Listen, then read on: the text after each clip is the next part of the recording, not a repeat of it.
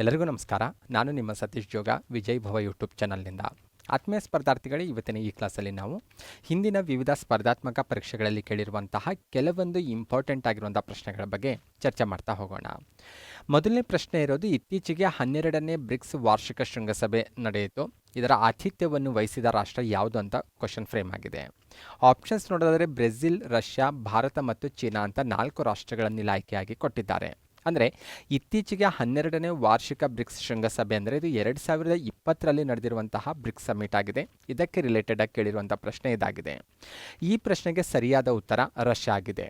ಅಂದರೆ ಇತ್ತೀಚೆಗೆ ಅಂದರೆ 2020ರಲ್ಲಿ 12ನೇ ಬ್ರಿಕ್ಸ್ ವಾರ್ಷಿಕ ಶೃಂಗಸಭೆ ರಷ್ಯಾದಲ್ಲಿ ನಡೆದಿತ್ತು. ಅದಕ್ಕೆ ರಿಲೇಟೆಡ್ ಆಗಿ ಕೇಳಿರುವಂಥ ಪ್ರಶ್ನೆ ಇದಾಗಿದೆ. ಓಕೆ, ಮುಂಬರುವಂತಹ ಎಕ್ಸಾಮಲ್ಲಿ ಬ್ರಿಕ್ಸ್ಗೆ ರಿಲೇಟೆಡ್ ಆಗಿ ಏನೆಲ್ಲ ಕ್ವಶನ್ ಕೇಳ್ಬೋದು ಮತ್ತು ಬ್ರಿಕ್ಸ್ಗೆ ರಿಲೇಟೆಡ್ ಆಗಿ ಬೇಸಿಕ್ ಆಗಿ ನಮಗೆ ಗೊತ್ತಿರಲೇಬೇಕಾದಂತಹ ವಿಚಾರಗಳು ಯಾವುದನ್ನೋದನ್ನು ಕ್ಲಿಯರ್ ಮಾಡ್ಕೊಳ್ಳೋಣ. ಮೊದಲನೇದಾಗಿ ನಮಗೆ ಕ್ಲಿಯರ್ ಆಗಬೇಕಾಗಿರೋದು, ಬ್ರಿಕ್ಸ್ ಅನ್ನುವಂತಹ ಒಂದು ಸಂಘಟನೆ ಇದೆ ಅಲ್ವಾ, ಈ ಸಂಘಟನೆಯಲ್ಲಿ ಎಷ್ಟು ಸದಸ್ಯ ರಾಷ್ಟ್ರಗಳಿದ್ದಾವೆ ಮತ್ತು ಸದಸ್ಯ ರಾಷ್ಟ್ರಗಳು ಯಾವುವು ಅನ್ನೋದು ನಮಗೆ ಕ್ಲಿಯರ್ ಆಗಬೇಕು. ಆಲ್ರೆಡಿ ಸ್ಕ್ರೀನ್ ಮೇಲೆ ನಿಮಗೆ ಬ್ರಿಕ್ಸ್ ಅನ್ನುವಂಥ ವರ್ಡ್ ಕಾಣಿಸ್ತಾ ಇದೆ. ಅದರ ಕೆಳಗಡೆ 2 ಪ್ರಶ್ನೆಗಳು ಕೂಡ ಕಾಣಿಸ್ತಾ ಇದ್ದಾವೆ. ಆ 2 ಪ್ರಶ್ನೆಗಳಿಗೂ ಈ ಸ್ಲೈಡಲ್ಲಿ ನೀವು ಆನ್ಸರ್ ಕಂಡ್ಕೋಬೋದು. ಅಂದರೆ ಬ್ರಿಕ್ಸ್ ಅನ್ನುವಂತಹ ವರ್ಡಲ್ಲಿರುವಂತಹ ಪ್ರತಿಯೊಂದು ಅಕ್ಷರವೂ ಕೂಡ ಬ್ರಿಕ್ಸ್ನ ಸದಸ್ಯ ರಾಷ್ಟ್ರಗಳನ್ನು ಸೂಚಿಸ್ತಾ ಇರೋದು.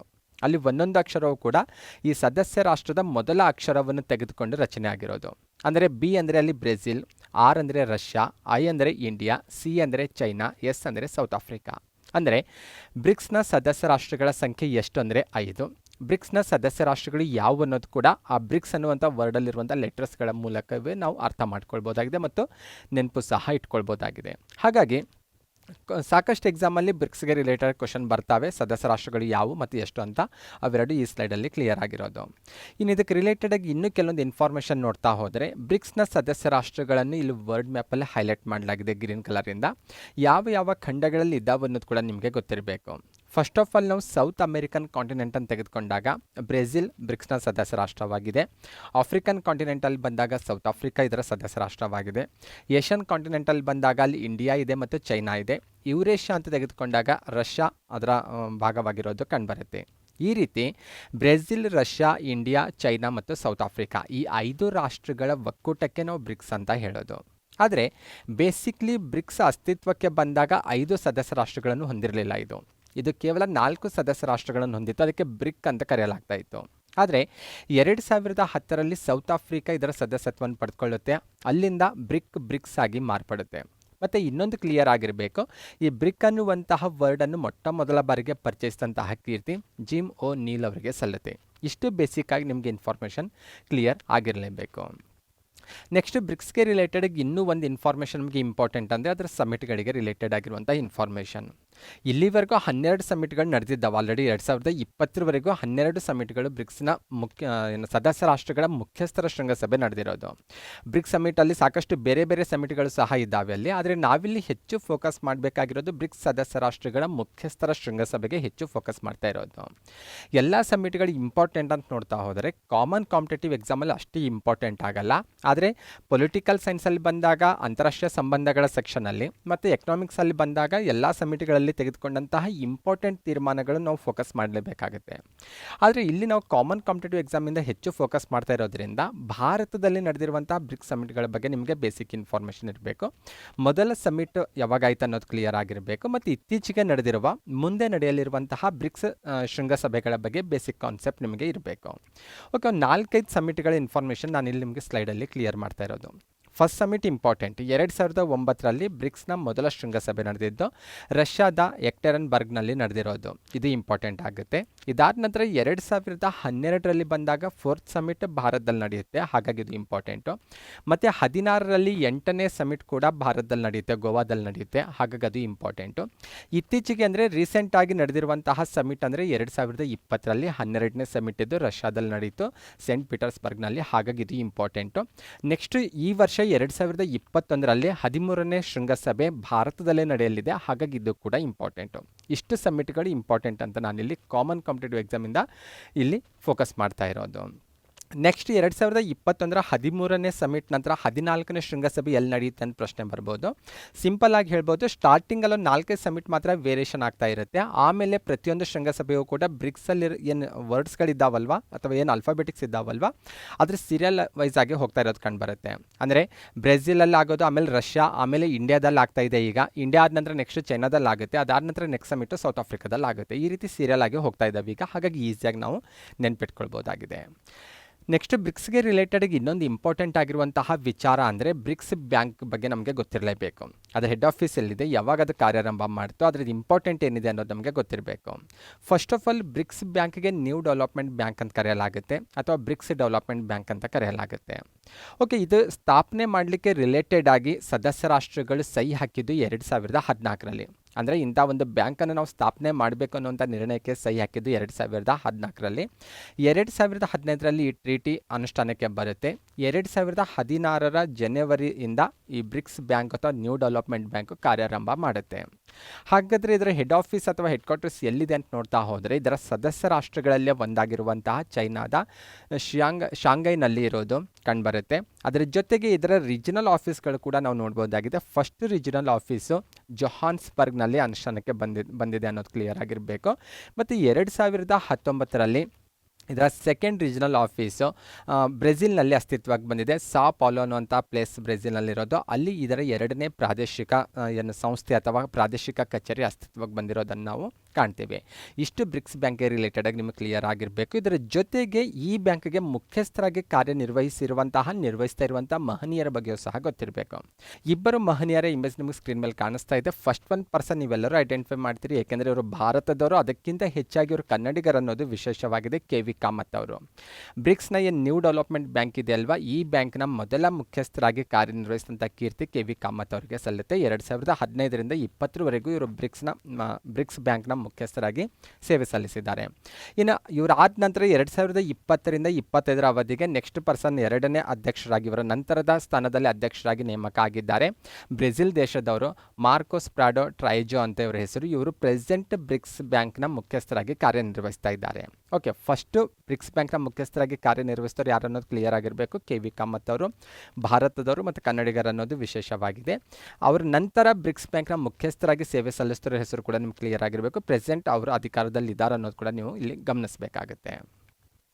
ಓಕೆ, ನೆಕ್ಸ್ಟ್ ಕ್ವಶನ್ ಇರೋದು, ಯಾವ ತಂಡದ ವಿರುದ್ಧ ಭಾರತ 500ನೇ ಟೆಸ್ಟ್ ಕ್ರಿಕೆಟ್ ಪಂದ್ಯ ಆಡಿತ್ತು ಅಂತ ಕ್ವಶನ್ ಇರೋದು. 2015-16ನೇ ಇಸ್ವಿಯಲ್ಲಿ ಕೇಳಿರುವಂಥ ಒಂದು ಪ್ರಶ್ನೆ ಕಾಂಪಿಟೇಟಿವ್ ಎಕ್ಸಾಮಲ್ಲಿ. ಆಸ್ಟ್ರೇಲಿಯಾ, ಇಂಗ್ಲೆಂಡ್, ವೆಸ್ಟ್ ಇಂಡೀಸ್ ಮತ್ತು ನ್ಯೂಜಿಲೆಂಡ್ ಅಂತ 4 ರಾಷ್ಟ್ರಗಳನ್ನು ಇಲ್ಲಿ ಆಪ್ಷನ್ಸ್ ಆಗಿ ಕೊಟ್ಟಿದ್ದಾರೆ. ಓಕೆ, ಭಾರತ 500ನೇ ಟೆಸ್ಟ್ ಕ್ರಿಕೆಟ್ ಪಂದ್ಯ ಆಡಿದ್ದು ನ್ಯೂಜಿಲೆಂಡ್ ವಿರುದ್ಧ. ಓಕೆ, ಇಂಥ ಪ್ರಶ್ನೆ ಇಂಪಾರ್ಟೆಂಟ್ ಈಗ ಅಂತ ಕೇಳ್ತಾ ಹೋದರೆ ಇಲ್ಲ, ಇದು ಕರೆಂಟ್ ಅಫೇರ್ಸ್ ಆಗಿ 2016ರಲ್ಲಿ ಕೇಳಿರುವಂತಹ ಪ್ರಶ್ನೆ ಇದ್ದು. ಆದರೆ ಪ್ರೆಸೆಂಟ್ ಟೆಸ್ಟ್ ಕ್ರಿಕೆಟ್ಗೆ ರಿಲೇಟೆಡ್ ಏನಾದರೂ ಇಂಪಾರ್ಟೆಂಟ್ ಆಗಿರುವಂಥ ಇವೆಂಟ್ಸ್ ಆಗಿದ್ರೆ ಅವನ್ನು ನಾವು ನೆನ್ಪಿಟ್ಕೊಳ್ಳೇಬೇಕು.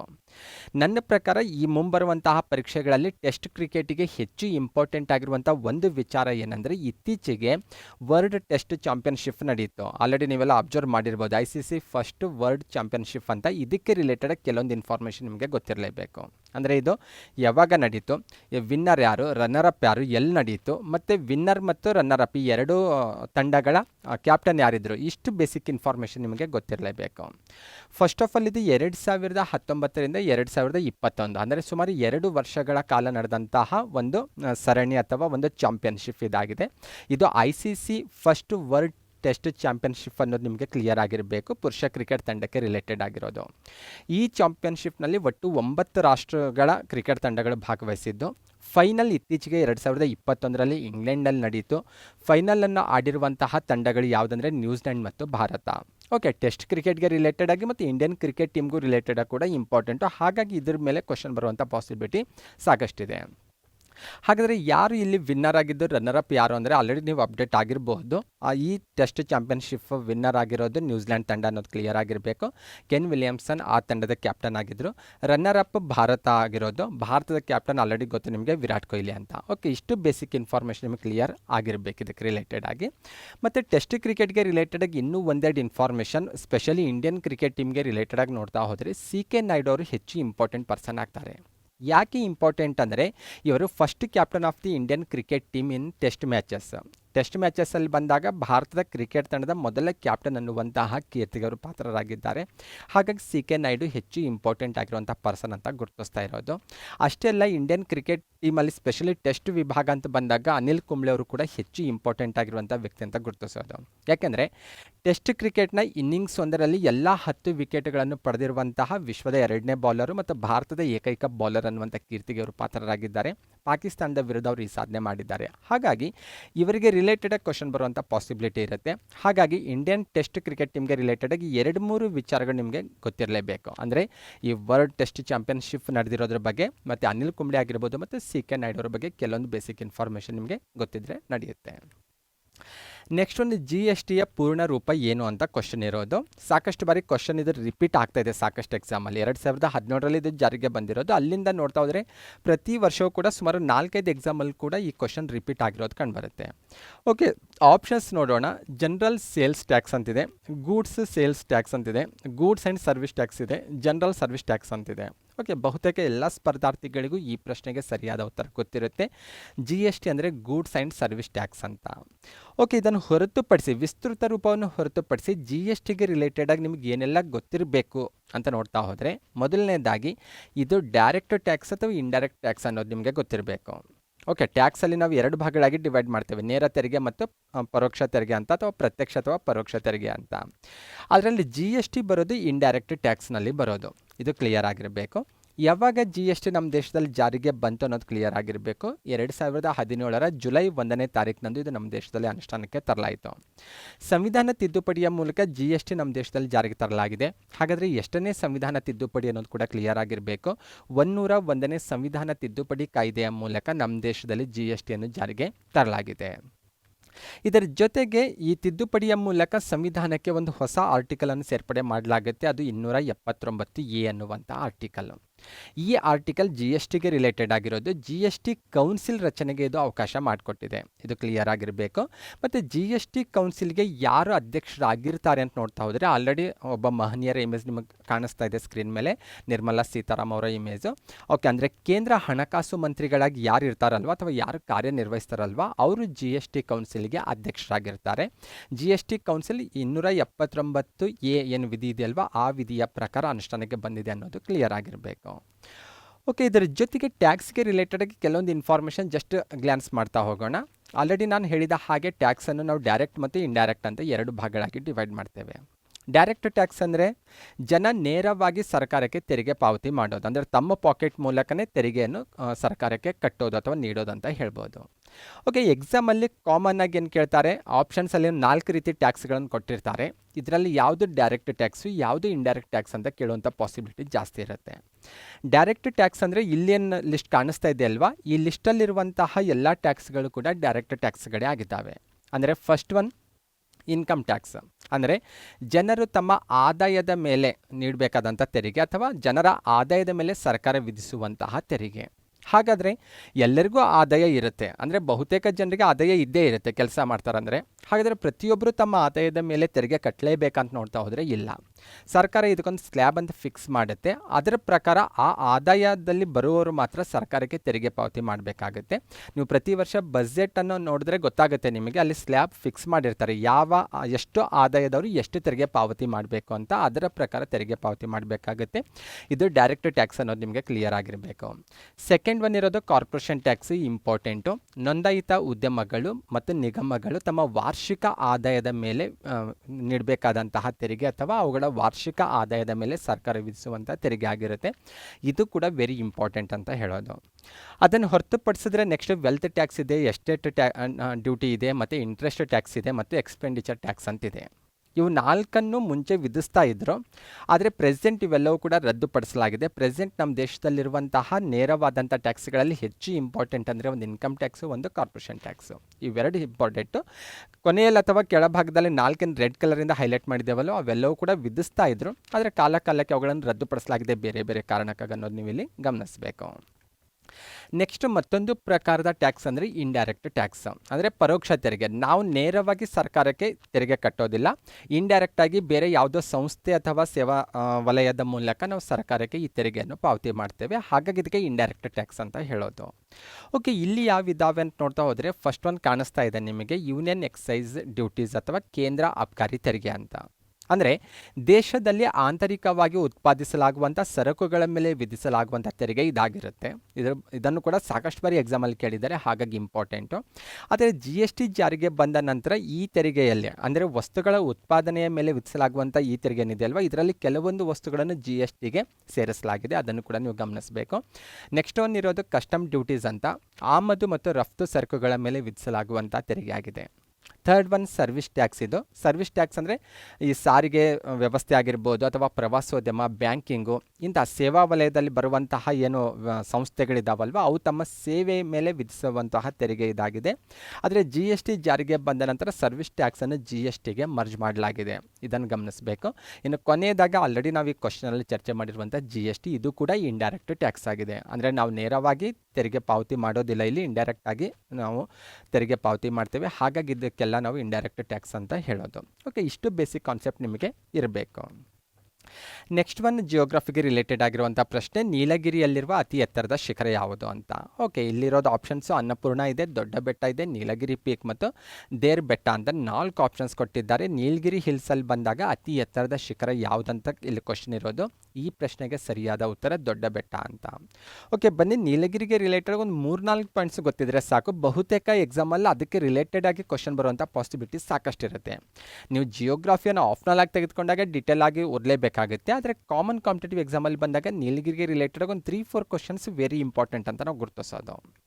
ಫಸ್ಟ್ ಆಫ್ ಆಲ್ ನೀಲಗಿರಿ ಬೆಟ್ಟಗಳಂತ ಬಂದಾಗ ನಮಗೆ ಫಸ್ಟಿಗೆ ನೆನಪಾಗುವುದು ನೀಲಗಿರಿ ಬೆಟ್ಟಗಳಲ್ಲಿ ಪೂರ್ವ ಮತ್ತು ಪಶ್ಚಿಮ ಘಟ್ಟಗಳು ಸಂಧಿಸ್ತವೆ ಅನ್ನೋದು. ಇದು ಸಾಕಷ್ಟು ಬಾರಿ ಕ್ವಶನ್ ಬಂದಿದೆ. ಇದು ಅಂದರೆ ಪೂರ್ವ ಮತ್ತು ಪಶ್ಚಿಮ ಘಟ್ಟಗಳು ಎಲ್ಲಿ ಸಂಧಿಸುತ್ತವೆ ಅಂತ ಈ ರೀತಿ ಕ್ವಶನ್ ಬಂದಿದೆ. ಅದಕ್ಕೆ ಆಪ್ಷನ್ಸ್ ಆಗಿ ಬೇರೆ ಬೇರೆ 4 ಕೊಟ್ಟಿರ್ತಾರೆ, ಅದರಲ್ಲಿ ನೀಲಗಿರಿ ಬೆಟ್ಟಗಳು ಕೂಡ ಒಂದಾಗಿರುತ್ತೆ. ನೀಲಗಿರಿ ಬೆಟ್ಟಗಳಲ್ಲಿ ಅತಿ ಎತ್ತರವಾದಂಥ ಸಾಕಷ್ಟು ಶಿಖರಗಳು ಕಂಡುಬರ್ತವೆ. ಅದರಲ್ಲಿ ಎಲ್ಲಕ್ಕಿಂತ ಟಾಪಲ್ಲಿ ಅಥವಾ ಎಲ್ಲಕ್ಕಿಂತ ಅತಿ ಎತ್ತರವಾದಂತಹ ಶಿಖರ ಅಂದರೆ ದೊಡ್ಡ ಬೆಟ್ಟ ಅಂತ. ಓಕೆ, 2637 ಮೀಟರ್ ಎತ್ತರ ಇರೋದು ಕಂಡುಬರುತ್ತೆ. ಇದು ನೀಲಗಿರಿ ಹಿಲ್ಸಲ್ಲಿ ಅತಿ ಎತ್ತರದ ಶಿಖರ ಅನ್ನೋದು ಗಮನಿಸಬೇಕು. ಸೆಕೆಂಡ್ ಟಾಪಲ್ಲಿರೋದು ಮಾಕುರ್ತಿ ಬೆಟ್ಟ ಅಂತ, ಇದು ನೀಲಗಿರಿ ಹಿಲ್ಸಲ್ಲಿ 2ನೇ ಅತಿ ಎತ್ತರದ ಶಿಖರ ಅನ್ನೋದು ಗಮನಿಸಬೇಕು. ಅಷ್ಟೇ ಅಲ್ಲ, ನೀಲಗಿರಿ ಇನ್ನೊಂದು ಕಾರಣಕ್ಕಾಗಿ ಹೆಚ್ಚು ಫೇಮಸ್ ಆಗಿದೆ. ಸ್ಪೆಷಲಿ ಭಾರತದಲ್ಲಿ ಪ್ರಸ್ತುತ 18 ಬಯೋಸ್ಪಿಯರ್ ರಿಸರ್ವ್ಸ್ಗಳನ್ನು ಗುರುತಿಸ್ತೇವೆ, ಅದರಲ್ಲಿ ನೀಲಗಿರಿ ಕೂಡ ಒಂದು ಅನ್ನೋದು ಕೂಡ ಗಮನಿಸಬೇಕು. ಆಲ್ರೆಡಿ ನೀವು ಆ ಮ್ಯಾಪ್ ನೋಡಿದ್ರೆ ಗೊತ್ತಾಗುತ್ತೆ, ಮ್ಯಾಪಲ್ಲಿ ಎಲ್ಲವೂ ಕೂಡ ಭಾರತದಲ್ಲಿರುವಂಥ ಎಲ್ಲ 18 ಬಯೋಸ್ಪಿಯರ್ ರಿಸರ್ವ್ಸ್ಗಳನ್ನು ಅಲ್ಲಿ ರೆಡ್ ಇದರಿಂದ ಹೈಲೈಟ್ ಮಾಡಿದ್ದೇವೆ. ಅದರಲ್ಲಿ ನೀಲಗಿರಿ ಬಯೋಸ್ಪಿಯರ್ ರಿಸರ್ವ್ ಎಲ್ಲಿದೆ ಅಂತ ನೋಡ್ತಾ ಹೋದರೆ ಇದು ಕರ್ನಾಟಕ, ಕೇರಳ ಮತ್ತು ತಮಿಳುನಾಡು ಆ 3 ರಾಜ್ಯಗಳ ಬಾರ್ಡರ್ ಅಥವಾ ಗಡಿ ಭಾಗದಲ್ಲಿರೋದು ಕಂಡುಬರುತ್ತೆ. ಇದನ್ನು ಕೂಡ ನೀವು ಗಮನಿಸಬೇಕಾಗುತ್ತೆ. ಇದಕ್ಕೆ ರಿಲೇಟೆಡ್ ಆಗಿ ಕೂಡ ಕ್ವಶನ್ ಬರುವಂಥ ಪಾಸಿಬಿಲಿಟಿ ಇದೆ. ನೆಕ್ಸ್ಟ್ ಕ್ವಶನ್ ಇರೋದು ಜಮ್ಮು ಮತ್ತು ಕಾಶ್ಮೀರದ ಬೇಸಿಗೆಯ ರಾಜಧಾನಿ ಯಾವುದು ಅಂತ ಕ್ವಶನ್ ಇರೋದು. ಜಮ್ಮು ಕಾಶ್ಮೀರಿಗೆ ರಿಲೇಟೆಡ್ ಆಗಿ ಕೇಳಿರುವಂಥ ಪ್ರಶ್ನೆ, ಬೇಸಿಕ್ ಹಂತದ ಪ್ರಶ್ನೆ ಇದು. ಜಮ್ಮು ಇದೆ, ಅನಂತ್ನಾಗ್ ಇದೆ, ಕಾರ್ಗಿಲ್ ಮತ್ತು ಶ್ರೀನಗರ ಅಂತ 4 ಆಪ್ಷನ್ಸ್ ಕೊಟ್ಟಿದ್ದಾರೆ. ಆಲ್ರೆಡಿ ಜಮ್ಮು ಕಾಶ್ಮೀರದ ರಾಜಧಾನಿ ಯಾವುದಂತ ಆಲ್ರೆಡಿ ಗೊತ್ತಿರುತ್ತೆ ನಿಮಗೆ. ಜಮ್ಮು ಕಾಶ್ಮೀರಿಗೆ 2 ರಾಜಧಾನಿಗಳಿದ್ದಾವೆ, ಜಮ್ಮು ಮತ್ತು ಶ್ರೀನಗರ ಅಂತ. ಅದರಲ್ಲಿ ಬೇಸಿಗೆಯ ರಾಜಧಾನಿ ಯಾವುದು ಅಂತ ಕ್ವಶನ್ ಇರೋದಿಲ್ಲ. ಹಾಗಾದರೆ ಇಲ್ಲಿ ಆಪ್ಷನ್ಸ್ ಎ ಇರ್ಬೋದು ಅಥವಾ ಆಪ್ಷನ್ಸ್ ಡಿ, ಇವೆರಡರಲ್ಲಿ ಒಂದು ಸರಿಯಾದ ಉತ್ತರ ಅಂತ ನಾವು ಗೆಸ್ ಮಾಡ್ಬೋದು. ಆದರೆ ಬೇಸಿಗೆಯ ರಾಜಧಾನಿ ಅಂತ ಬಂದಾಗ ಎಕ್ಸಾಕ್ಟ್ ಆನ್ಸರ್ ಅದಕ್ಕೆ ಶ್ರೀನಗರ. ಓಕೆ, ಜಮ್ಮು ಕಾಶ್ಮೀರ ಮುಂಚೆ ರಾಜ್ಯವಾಗಿತ್ತು, ಆದರೆ ಪ್ರೆಸೆಂಟ್ ಅದು ಕೇಂದ್ರಾಡಳಿತ ಪ್ರದೇಶವಾಗಿ ಅನುಷ್ಠಾನಕ್ಕೆ ಬಂದಿದೆ. ಹಾಗಾಗಿ ಇದಕ್ಕೆ ರಿಲೇಟೆಡ್ ಕೆಲವೊಂದು ಸಣ್ಣ ಪುಟ್ಟ ಇನ್ಫಾರ್ಮೇಷನ್ ಇಲ್ಲಿ ಕ್ಲಿಯರ್ ಮಾಡ್ಕೊಳ್ಳೋಣ. ಆದರೆ ನಾನು ಇಲ್ಲಿ 370 ವಿಧಿ ಅಥವಾ 35A ವಿಧಿ ಬಗ್ಗೆ ಹೆಚ್ಚು ಡೀಟೇಲ್ ಆಗಿ ಚರ್ಚೆ ಮಾಡಲ್ಲ. ಇಂಡಿಯನ್ ಪಾಲಿಟಿ ದೃಷ್ಟಿಯಿಂದ ಮತ್ತೆ ಕ್ವಶನ್ ಫ್ರೇಮ್ ಆಗಿದ್ದಾವೆ ಸಾಕಷ್ಟು ಬಾರಿ. ಆ ಕ್ವಶನ್ ಬಂದಾಗ ಅಲ್ಲಿ ಅದ್ರ ಬಗ್ಗೆ ಚರ್ಚೆ ಮಾಡ್ತಾ ಹೋಗೋಣ. ಓಕೆ, 2019 ಜಮ್ಮು ಮತ್ತು ಕಾಶ್ಮೀರ ಪುನರ್ರಚನಾ ಕಾಯ್ದೆಯ ಪ್ರಕಾರ ಈ ಮುಂಚೆ ಇದ್ದಂತಹ ಜಮ್ಮು ಕಾಶ್ಮೀರ ರಾಜ್ಯವೇನಿತ್ತಲ್ವಾ ಅದನ್ನು 2 ಕೇಂದ್ರಾಡಳಿತ ಪ್ರದೇಶಗಳಾಗಿ ಡಿವೈಡ್ ಮಾಡಲಾಗಿದೆ. ಆಲ್ರೆಡಿ ಮ್ಯಾಪಲ್ಲಿ ನೋಡಿದ್ರೆ ಗೊತ್ತಾಗ್ತಾ ಇದೆ, 2 ಏರಿಯಾವನ್ನು ಅಥವಾ 2 ಭಾಗಗಳನ್ನು ಬೇರೆ ಬೇರೆ ಕಲರಿಂದ ಹೈಲೈಟ್ ಮಾಡಿದ್ದಾರೆ. ಅದರಲ್ಲಿ ಕೆಳಭಾಗದಲ್ಲಿ ಬಂದಾಗಿರುವಂತಹ ಏನು ಏರಿಯಾ ಇದೆ ಅಲ್ವಾ ಅದು ಜಮ್ಮು ಕಾಶ್ಮೀರ ಕೇಂದ್ರಾಡಳಿತ ಪ್ರದೇಶ ಅಂತ ಗುರುತಿಸಲಾಗುತ್ತೆ. ಅದರ ಮೇಲ್ಭಾಗದಲ್ಲಿರುವಂಥ ಏರಿಯಾ ಏನಿದೆ ಅಲ್ವಾ ಅದಕ್ಕೆ ಲಡಾಖ್ ಕೇಂದ್ರಾಡಳಿತ ಪ್ರದೇಶ ಅಂತ ಡಿವೈಡ್ ಮಾಡಲಾಗಿದೆ. ಅಲ್ಲಿ ಮತ್ತೆ ಟೆಕ್ಸ್ಟ್ ಕೂಡ ನೋಡ್ಬೋದು ನೀವು, ಜಮ್ಮು ಆ್ಯಂಡ್ ಕಾಶ್ಮೀರ ಮತ್ತು ಲಡಾಖ್ ಅಂತ. ಈ ರೀತಿ 2 ಕೇಂದ್ರಾಡಳಿತ ಪ್ರದೇಶಗಳಾಗಿ ಜಮ್ಮು ಕಾಶ್ಮೀರ ರಾಜ್ಯ ಅಸ್ತಿತ್ವಕ್ಕೆ ಬಂದಿದೆ. ಯಾವ ಕಾಯ್ದೆಯ ಪ್ರಕಾರ ಅಂತ ನೋಡ್ತಾ ಹೋದರೆ 2019 ಜಮ್ಮು ಮತ್ತು ಕಾಶ್ಮೀರ ಪುನರ್ರಚನಾ ಕಾಯ್ದೆಯ ಪ್ರಕಾರ. ಓಕೆ, ಇಲ್ಲಿ ನಮಗೆ ಕ್ವಶನ್ ಇರೋದು ಜಮ್ಮು ಮತ್ತು ಕಾಶ್ಮೀರದ ಬೇಸಿಗೆ ರಾಜಧಾನಿ ಕೇಳಿದ್ರು. 2 ರಾಜಧಾನಿ ಕ್ಲಿಯರ್ ಆಗಿರಬೇಕು. ಮುಂಚೆ ರಾಜ್ಯ ಇದ್ದಾಗಲೂ ಅದಕ್ಕೆ 2 ರಾಜಧಾನಿಗಳಿದ್ದು, ಪ್ರೆಸೆಂಟ್ ಅದು ಕೇಂದ್ರಾಡಳಿತ ಪ್ರದೇಶವಾಗಿ ಅಸ್ತಿತ್ವಕ್ಕೆ ಬಂದಾಗಲೂ ಸಹ ಅದಕ್ಕೆ 2 ರಾಜಧಾನಿಗಳಿದ್ದಾವೆ. ಯಾವ 2 ರಾಜಧಾನಿಗಳಂದರೆ ಜಮ್ಮು ಮತ್ತು ಶ್ರೀನಗರ. ಜಮ್ಮು ಚಳಿಗಾಲದ ರಾಜಧಾನಿ ಆಗಿದ್ದರೆ ಶ್ರೀನಗರ ಬೇಸಿಗೆ ರಾಜಧಾನಿಯಾಗಿದೆ. ಇಷ್ಟು ವಿಚಾರ ನಿಮಗೆ ಕ್ಲಿಯರ್ ಆಗಿರಬೇಕು. ಇದರ ಜೊತೆಗೆ ಜಮ್ಮು ಕಾಶ್ಮೀರ ಕೇಂದ್ರಾಡಳಿತ ಪ್ರದೇಶಕ್ಕೆ ರಿಲೇಟೆಡ್ ಆಗಿ ಕೆಲವೊಂದು ಬಾರಿ ಅಲ್ಲಿರುವಂತಹ ಪ್ಲೇಸಸ್ ಬಗ್ಗೆ ಕೂಡ ಕ್ವಶನ್ ಬರುವಂಥ ಸಾಧ್ಯತೆ ಇರುತ್ತೆ. ಯಾಕಂದರೆ ಜಮ್ಮು ಕಾಶ್ಮೀರದಲ್ಲಿರುವಂತಹ ನಗರಗಳು ಅಥವಾ ಜಿಲ್ಲೆಗಳು ಮೇಲಿನ ಮೇಲೆ ಬೇರೆ ಬೇರೆ ಕಾರಣಕ್ಕಾಗಿ ಸುದ್ದಿಯಲ್ಲಿರ್ತವೆ. ಅಂದರೆ ಅಲ್ಲಿ ಭಯೋತ್ಪಾದಕರ ದಾಳಿ ಆಗಿರ್ಬೋದು ಅಥವಾ ಸೇನಾಪಡೆಗಳ ಮೇಲೆ ಆಗುವಂಥ ದಾಳಿ, ಹೀಗೆ ಬೇರೆ ಬೇರೆ ಕಾರಣಕ್ಕಾಗಿ ಸದಾ ಸುದ್ದಿಯಲ್ಲಿರುವಂಥ ಸ್ಥಳಗಳಾಗಿದ್ದಾವೆ. ಸ್ಪೆಷಲಿ ಅಲ್ಲಿ ರೆಡ್ ಡಾಟಿಂದ ಹೈಲೈಟ್ ಆಗಿರುವಂತಹ ಡಿಸ್ಟಿಕ್ ಅಥವಾ ಸಿಟಿಗಳು ನಿಮಗೆ ಇಂಪಾರ್ಟೆಂಟ್ ಆಗಿರ್ತವೆ ಕಾಂಪಿಟೇಟಿವ್ ಎಕ್ಸಾಮಿಂದ. ಗ್ರೀನ್ ಡಾಟಿಂದ ಹೈಲೈಟ್ ಆಗಿರುವಂಥ 2 ಸಿಟಿಗಳು ಅದರ ರಾಜಧಾನಿಗಳು ಅನ್ನೋದು ನಿಮಗೆ ಗೊತ್ತಿರಬೇಕು. ಕೆಳಭಾಗದಲ್ಲಿ ಗ್ರೀನ್ ಕಲರಿಂದ ಏನೋ ರಾಜಧಾನಿ ಹೈಲೈಟ್ ಮಾಡಿದ್ದಾವಲ್ಲ ಗ್ರೀನ್ ಡಾಟಿಂದ, ಅದು ಜಮ್ಮು. ಮೇಲ್ಭಾಗದಲ್ಲಿ ಏನಿದೆ ಅಲ್ವ ಅದು ಶ್ರೀನಗರ. ಇನ್ನು ರೆಡ್ ಡಾಟಿಂದ ಹೈಲೈಟ್ ಆಗಿರುವಂತಹ ಪ್ಲೇಸಸ್ ನಿಮಗೆ ಗೊತ್ತಿರಬೇಕು. ಸ್ಪೆಷಲಿ ಪೂಂಚ್ ಆಗಿರ್ಬೋದು, ಮುಜಾಫರ್ಬಾದ್ ಆಗಿರ್ಬೋದು, ಅಥವಾ ಬಾರಾಮುಲಾ ಆಗಿರ್ಬೋದು, ಪುಲ್ವಾಮಾ ಆಗಿರ್ಬೋದು, ಅನಂತನಾಗು ಮತ್ತು ಕಿಸ್ತಾವರ್, ಇವೆಲ್ಲವೂ ಕೂಡ ಹೆಚ್ಚು ಫೇಮಸ್ ಆಗಿರುವಂತಹ ಜಮ್ಮು ಕಾಶ್ಮೀರ ಕೇಂದ್ರಾಡಳಿತ ಪ್ರದೇಶದಲ್ಲಿರುವಂತಹ ನಗರಗಳನ್ನೋದು ನೀವು ಗಮನಿಸಬೇಕು. ಇನ್ನು ಲಡಾಖ್ಗೆ ಹೋದರೆ, ಲಡಾಖ್ನಲ್ಲಿ ಬಂದಾಗ 2 ಪ್ಲೇಸಸ್ ಇಂಪಾರ್ಟೆಂಟ್ ಆಗ್ತವೆ. ಒಂದು ಲೇ, ಅದರ ರಾಜಧಾನಿ ಅನ್ನೋ ಕಾರಣಕ್ಕಾಗಿ ಫೇಮಸ್ಸು. ಇನ್ನೊಂದು ಕಾರ್ಗಿಲ್ ಕೂಡ ಹೆಚ್ಚು ಫೇಮಸ್ ಆಗಿರುವಂಥ ಪ್ಲೇಸ್ ಆಗಿದೆ. ಇವು ಲಡಾಖ್ ಕೇಂದ್ರಾಡಳಿತ ಪ್ರದೇಶದಲ್ಲಿರುವಂಥ ಮೇಜರ್ ಅಥವಾ ಫೇಮಸ್ ಆಗಿರುವಂತಹ ನಗರಗಳಾಗಿದ್ದಾವೆ. ನೆಕ್ಸ್ಟ್ ಒಂದು ಪ್ರಶ್ನೆ ಇರೋದು ಕರ್ನಾಟಕ ಜಿಯೋಗ್ರಫಿಗೆ ರಿಲೇಟೆಡ್ ಆಗಿರೋದು. ಕೆಳಗಿನ ಯಾವ ಒಂದು ಅಣೆಕಟ್ಟು ಕಾವೇರಿ ನದಿಗೆ ಸಂಬಂಧಿಸಿಲ್ಲ ಅಂತ ಕ್ವಶನ್ ಇದೆ. ಅಂದರೆ 4 ಆಪ್ಷನ್ಸ್ ಕೊಟ್ಟಿದ್ದಾರೆ. 4 ಅಣೆಕಟ್ಟೆಗಳನ್ನು ಆಪ್ಷನ್ಸ್ ಆಗಿ ಕೊಟ್ಟಿದ್ದಾರೆ. ಇದರಲ್ಲಿ ಯಾವ ಅಣೆಕಟ್ಟು ಕಾವೇರಿ ನದಿಗೆ ರಿಲೇಟೆಡ್ ಆಗಿಲ್ಲ ಅಂತ ಅವ್ರು ಕೇಳ್ತಾ ಇದ್ದಾರೆ. ಕೃಷ್ಣರಾಜ ಸಾಗರ ಅಣೆಕಟ್ಟು ಇದೆ, ರಾಜ ಲಖಮಗೌಡ ಅಣೆಕಟ್ಟು ಇದೆ, ಮೆಟ್ಟೂರು ಅಣೆಕಟ್ಟು ಮತ್ತು ಗ್ರ್ಯಾಂಡ್ ಅಣೆಕಟ್ಟು ಅಂತ ಒಟ್ಟು 4 ಅಣೆಕಟ್ಟುಗಳನ್ನು ಇಲ್ಲಿ ಆಪ್ಷನ್ಸ್ ಆಗಿ ಕೊಟ್ಟಿದ್ದಾರೆ. ಈ ಪ್ರಶ್ನೆಗೆ ಸರಿಯಾದ ಉತ್ತರ ರಾಜ ಲಖಮಗೌಡ ಅಣೆಕಟ್ಟು. ಇದು ಕಾವೇರಿ ನದಿಗೆ ರಿಲೇಟೆಡ್ ಆಗಿಲ್ಲ, ಇದು ಬೇರೆ ನದಿಗೆ ರಿಲೇಟೆಡ್ ಆಗಿರೋದು. ರಿಮೈನಿಂಗ್ 3 ಅಣೆಕಟ್ಟೆಗಳು ಕಾವೇರಿ ನದಿಗೆ ರಿಲೇಟೆಡ್ ಆಗಿರೋದು. ಇಲ್ಲಿ ನಮಗೆ ಮತ್ತೆ ಡೌಟ್ ಸ್ಟಾರ್ಟ್ ಆಗುತ್ತೆ. ಕೃಷ್ಣರಾಜ ಸಾಗರ ಅಣೆಕಟ್ಟು ಎಲ್ಲರಿಗೂ ಗೊತ್ತದು, ಪರ್ಫೆಕ್ಟಾಗಿ ನಾವು ಹೇಳ್ಬೋದು ಅದು ಕಾವೇರಿ ನದಿಗೆ ಕಟ್ಟಿರೋದಂತ. ಮೆಟ್ಟೂರು ಅಣೆಕಟ್ಟು ಕೂಡ ನಾವು ಆಲ್ರೆಡಿ ಸಾಕಷ್ಟು ಸುದ್ದಿಯಲ್ಲಿರುತ್ತೆ. ಯಾಕೆಂದರೆ ಕರ್ನಾಟಕದವರು ಕಾವೇರಿ ನದಿ ನೀರನ್ನು ನಾವು ತಮಿಳುನಾಡಿಗೆ ಬಿಟ್ಟಾಗ ನೇರವಾಗಿ ಹೋಗಿ ಆ ನೀರು ಸ್ಟೋರೇಜ್ ಆಗೋದು ಮೆಟ್ರೋ ಡ್ಯಾಮಲ್ಲಿ. ಹಾಗಾಗಿ ಮೆಟ್ರೋ ಡ್ಯಾಮ್ ಬಗ್ಗೆ ಕೂಡ ಗೊತ್ತಿರುತ್ತೆ. ಎಕ್ಸಾಮ್ ಮೂಮೆಂಟಲ್ಲಿ ನಮಗೆ ಕನ್ಫ್ಯೂಸ್ ಆಗೋದೇನೆಂದರೆ ರಾಜ ಲಖಮಗೌಡ ಅಣೆಕಟ್ಟು ಮತ್ತು ಗ್ರ್ಯಾಂಡ್ ಅಣೆಕಟ್ಟು ಇವುಗಳ ಬಗ್ಗೆ ಕ್ಲಿಯರ್ ಆಗಿರಬೇಕು. ಮತ್ತು ಗ್ರ್ಯಾಂಡ್ ಅಣೆಕಟ್ಟು ಹೆಚ್ಚು ಇತಿಹಾಸದಲ್ಲೂ ಕೂಡ ಸಾಕಷ್ಟು ಬಾರಿ ಅದು ಚರ್ಚೆಯಲ್ಲಿರುತ್ತೆ. ನಾವು ಚೋಳರ ಇತಿಹಾಸ ಓದುವಂಥ ಸಂದರ್ಭದಲ್ಲಿ ಕೂಡ ಈ ಅಣೆಕಟ್ಟೆ ಬಗ್ಗೆ ಚರ್ಚೆ ಮಾಡ್ತೇವೆ. ಹಾಗಾಗಿ ಈ ಅಣೆಕಟ್ಟೆ ಬಗ್ಗೆ ಕೂಡ ಕೆಲವೊಂದು ಬೇಸಿಕ್ ಇನ್ಫಾರ್ಮೇಷನ್ ನೋಡ್ತಾ ಹೋಗೋಣ. ಮೊದಲನೇದಾಗಿ ಅಣೆಕಟ್ಟೆಗಳ ಬಗ್ಗೆ ನೋಡೋದಕ್ಕಿಂತ ಪೂರ್ವದಲ್ಲಿ ಕಾವೇರಿ ನದಿಗೆ ರಿಲೇಟೆಡ್ ಬೇಸಿಕ್ ಇನ್ಫಾರ್ಮೇಷನ್ ನೋಡೋಣ. ಅಂದರೆ ಎಲ್ಲಿ ಉಗಮ ಆಗುತ್ತೆ, ಯಾವ ರಾಜ್ಯಗಳಲ್ಲಿ ಹರಿಯುತ್ತೆ ಅನ್ನೋದು ನಿಮ್ಗೆ ಕ್ಲಿಯರ್ ಆಗಬೇಕು. ಆಮೇಲೆ ಎಲ್ಲೆಲ್ಲಿ ಡ್ಯಾಮ್ಗಳನ್ನು ಕಟ್ಟಿದ್ದಾರೆ ಅನ್ನೋದು ನಮಗೆ ಗೊತ್ತಾಗಬೇಕು. ಅವಾಗ ನಾವು ಈಸಿಯಾಗಿ ಕಾನ್ಸೆಪ್ಟ್ ಅರ್ಥ ಮಾಡ್ಕೊಳ್ಬೋದು. ಫಸ್ಟ್ ಆಫ್ ಆಲ್ ಕಾವೇರಿ ನದಿ ಉಗಮ ಆಗೋದು ಕೊಡಗು ಜಿಲ್ಲೆಯ ತಲಕಾವೇರಿ ಅನ್ನೋಂಥ ಪ್ಲೇಸಲ್ಲಿ, ಅಥವಾ ಬ್ರಹ್ಮಗಿರಿ ಬೆಟ್ಟ ಅನ್ನೋದು ಕೂಡ ನಿಮಗೆ ಗೊತ್ತಿರಬೇಕು. ಇಲ್ಲಿ ಪ್ಲೇಸಸ್ ಕ್ಲಿಯರ್ ಆಗಿರಬೇಕು. ಈ ನದಿ ಪೂರ್ವಾಭಿಮುಖವಾಗಿ ಹರಿಯುತ್ತೆ. ಪೂರ್ವಾಭಿಮುಖವಾಗಿ ಹರಿಯೋದಂದರೆ ಇದು ಬಂಗಾಳಕೊಲ್ಲಿಗೆ ಹೋಗಿ ಸಂಗಮ ಆಗುತ್ತೆ ಅನ್ನೋದು ಕ್ಲಿಯರ್ ಆಗಿರಬೇಕು.